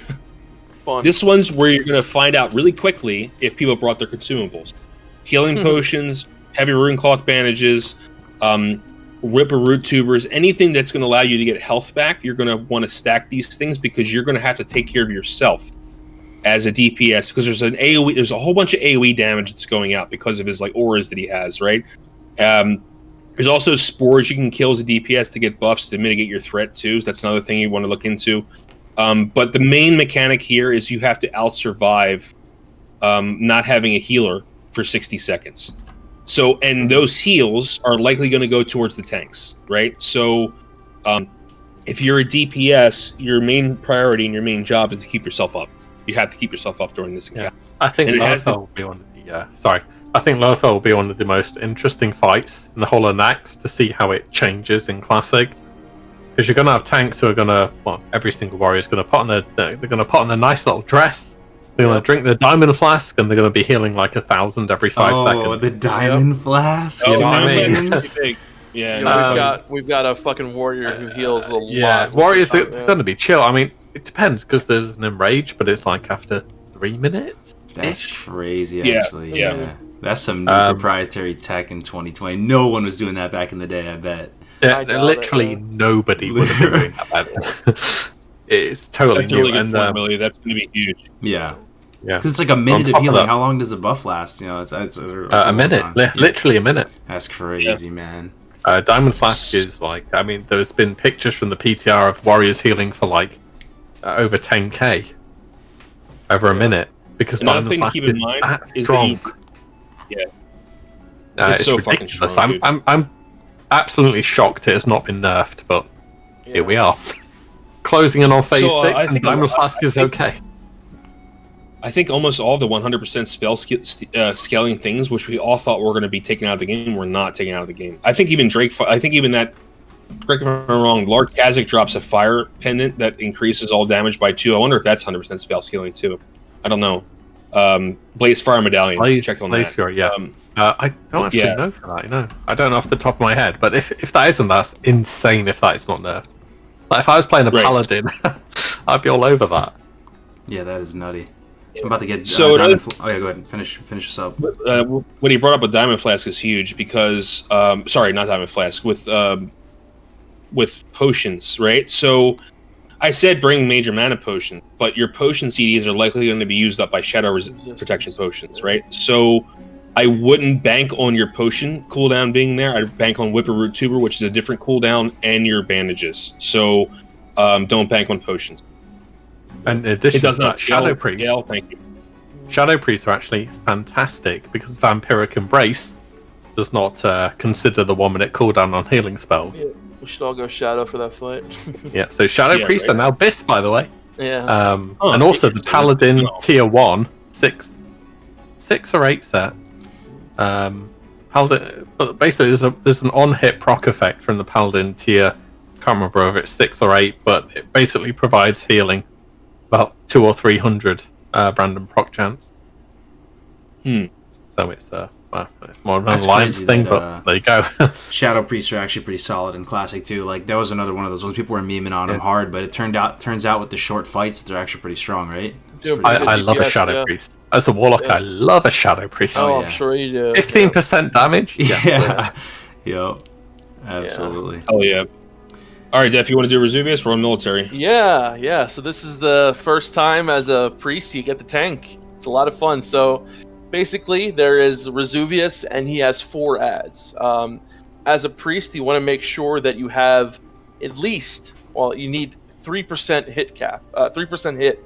If not, you will be possibly resisting your mind control. So the thing is here, there are 4 ads, and the ads your priest will mind control. So you're either going to use 2 or 3 priests. I think to be safe, it should be good to use 3. Depends on how you want to do it. And what you want to do here is you need to mind control the ad, and the ads will be tanking Resuvius. So the way you want to set it up here is you will have your first priest on the pool. We'll start with a mind control. The other priest, will get ready. You will pop your shield wall right before taunting, because if you do not pop shield wall and then taunt, you're going to get your fucking ad destroyed. So Resuvius hits extremely hard, so hard that a normal tank really cannot tank him. They'll pretty much get one shot. That is why you're using the ad. So what you need to do is when you pop shield wall and taunt him, you need to position him just so that he is LOSing your ranged, because he does an AoE shout, or is it a shout? I think he does, right? That does a massive ton of damage based to anyone in line of sight of him. A mana, based on mana. Yes, based on mana. So if you are a mana user, you need to be out of LOS of him to where you are, basically able to hit him and where he's not LOS. So it's very, where you have to get the positioning just right. Huge. So I believe the shield wall ability lasts 10 seconds. I forget how long it lasts. But what you want to do is that right before that shield wall ability ends, you tell your next priest, okay, shield wall is about to drop. The priest will then use his shield wall ability on his in his little guy. He will taunt. That priest can then drop his ad, and then a tank will pick it up. Now, one thing is that you cannot just keep mind controlling the same ad. They have a debuff ability where it is that when you mind control them, they will be immune to a mind control after that. So you now have to mind control a new ad that is being tanked by one of the off tanks on the top of the ramp, and you will bring that one over, mind control him. When that person's shield wall, the other priest shield wall is over, he'll say, okay, my shield wall's over. Boom, you pop your shield wall and taunt him. And it's a really cool fight. You want to make sure you keep those instructors up before they die, or the whatever they're called, the little dudes. You want to make sure you heal them so that they don't die. Whatever. The students, and it's a really fun fight because as a priest, you actually get the tank. You actually get to feel what it's like to tank a little bit. And I think that's pretty much everything, right? For that Use fight. one of your coolest abilities in the game. Yo, I remember that one. That's the guy with the high and tight. He's got the high and tight haircut, and he's got green armor. He kind of looks like G.I. Joe. He has a sword, right? There we go. And he has the target dummies around him. Dude, I haven't done this stuff since Wrath. Yeah. Well, he has target dummies around him. He's like he has little recruits. Yeah, there's target dummies. Yeah. Hell yeah. So Aiko, the third thing was that when you're switching from taunt, so when you're shield wall's over and the new person's about to taunt, you're going to drop your mind control target in an area that's where the off tank can pick them up. Now there is some kind of weird bug where if you're running into the middle of the circle right now, the ads are from the next room pulling, so you want to make sure you drop him in a good position. But you want to drop him. And another thing that is, I think, while some people are using 3 priests, is because I don't know how this works.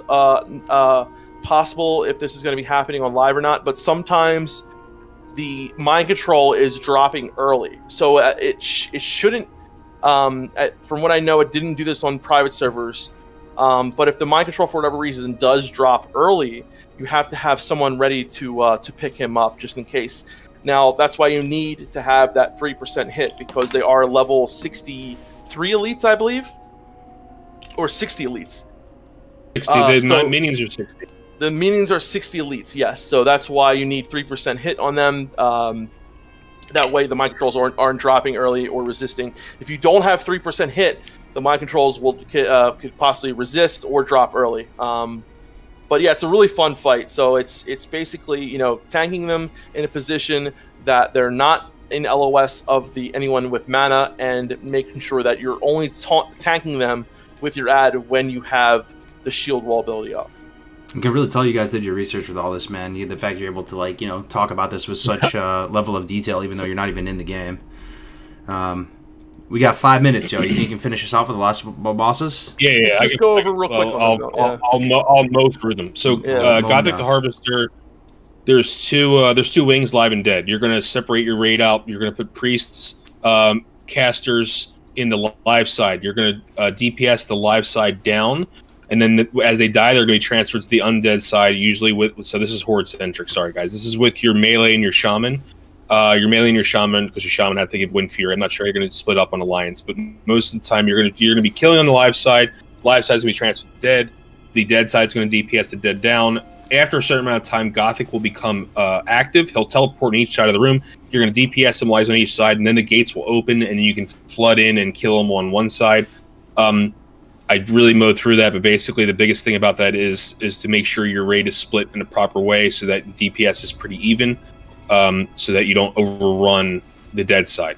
Yeah. That's the one in layman's terms for those of you watching. That's the one where he's up on the balcony, right? And he teleports back and forth. And there's a little gate in the middle.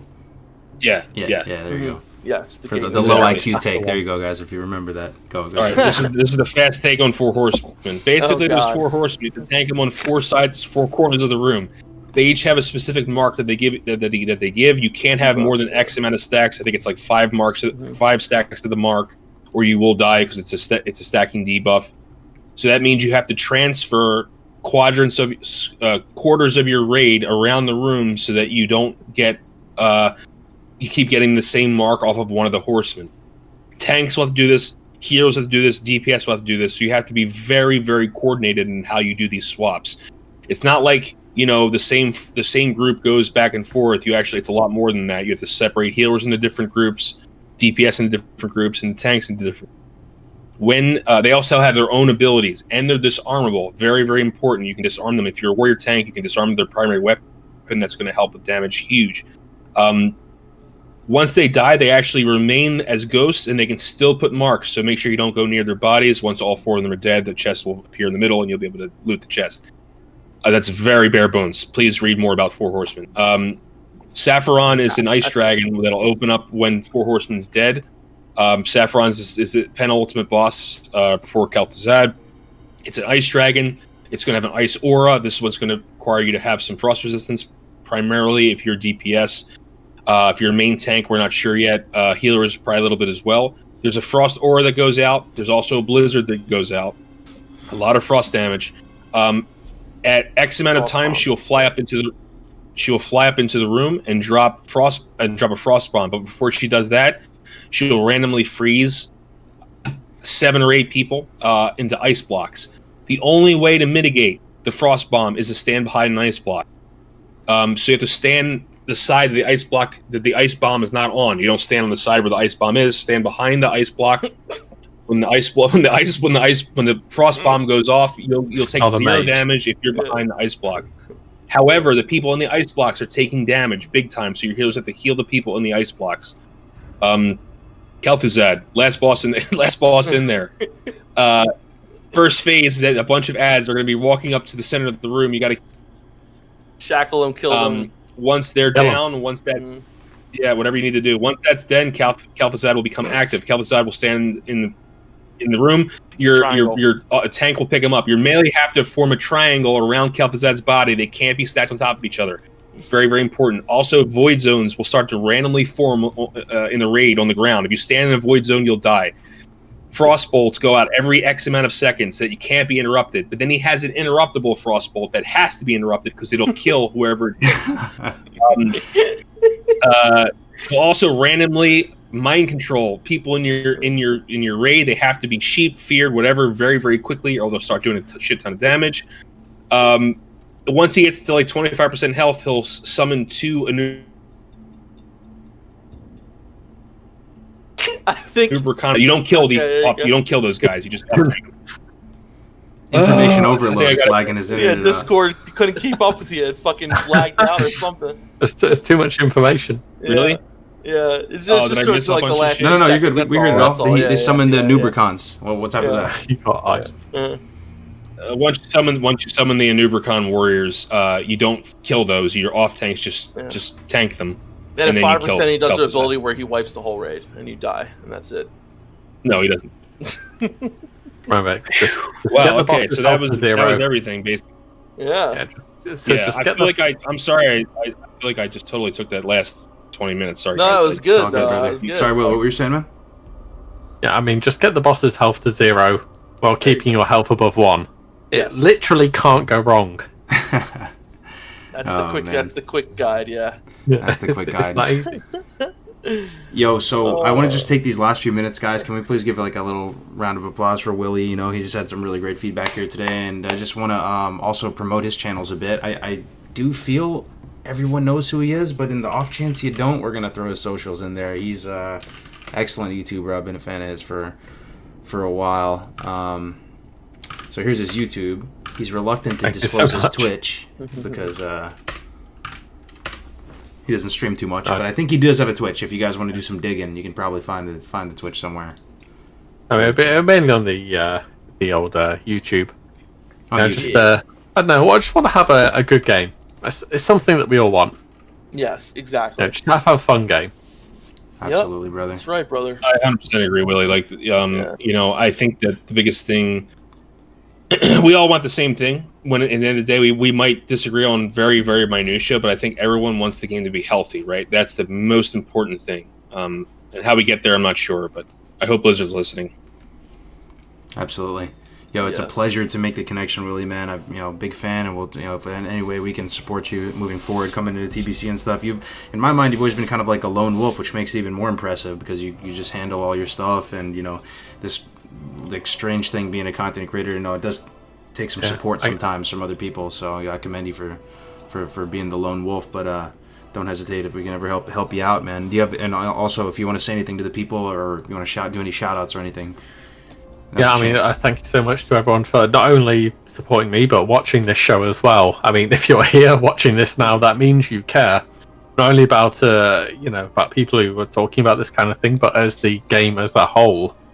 And though you may not 100% agree with everything that's happened in Classic, then keep an open mind for stuff that's to come, pretty much.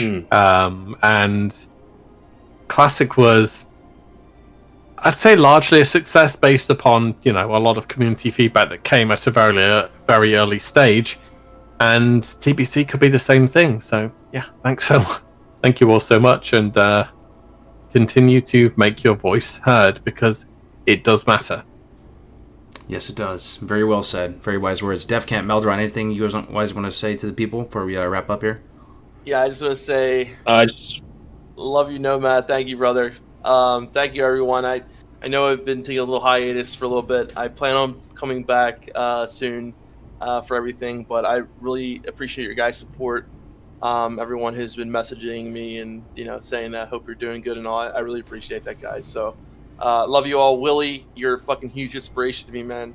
You're amazing. I love you. Kargoz, Melder, I love you guys too, and everyone in chat, love you guys. Thank you. It's all love, brother. It's this game is a beautiful thing. It's kept us strong as friends and all this, man. It's the common interest that brings us all together. So let's keep it going, guys. Keep the dream alive. Yeah. Melderon, any last words, man? Yeah, apologies. I feel like we didn't hear enough from WillE, but I kind of took over at the end there with all the fights. But maybe we can have WillE on again and talk about something a little bit different. I mean, that's with with the rating sign and Daxramus, I would rather you talk about it than me. Yeah, it's awesome. The people should be hearing stuff from you, not me. Okay. Well, I feel like we had a lot of good input, but maybe we can, next time we'll do a little bit slower. Maybe do the whole show on maybe something like that. I think most of the time, Melderon, people wish you would talk more, and it's nice to see you in your element. You love being a raid leader. You love raiding. You love this shit, man. It's cool to see it. I do. I do like the passion comes through, man. Yeah. I mean, if that's your hobby, you talk about it. I'm happy for you to.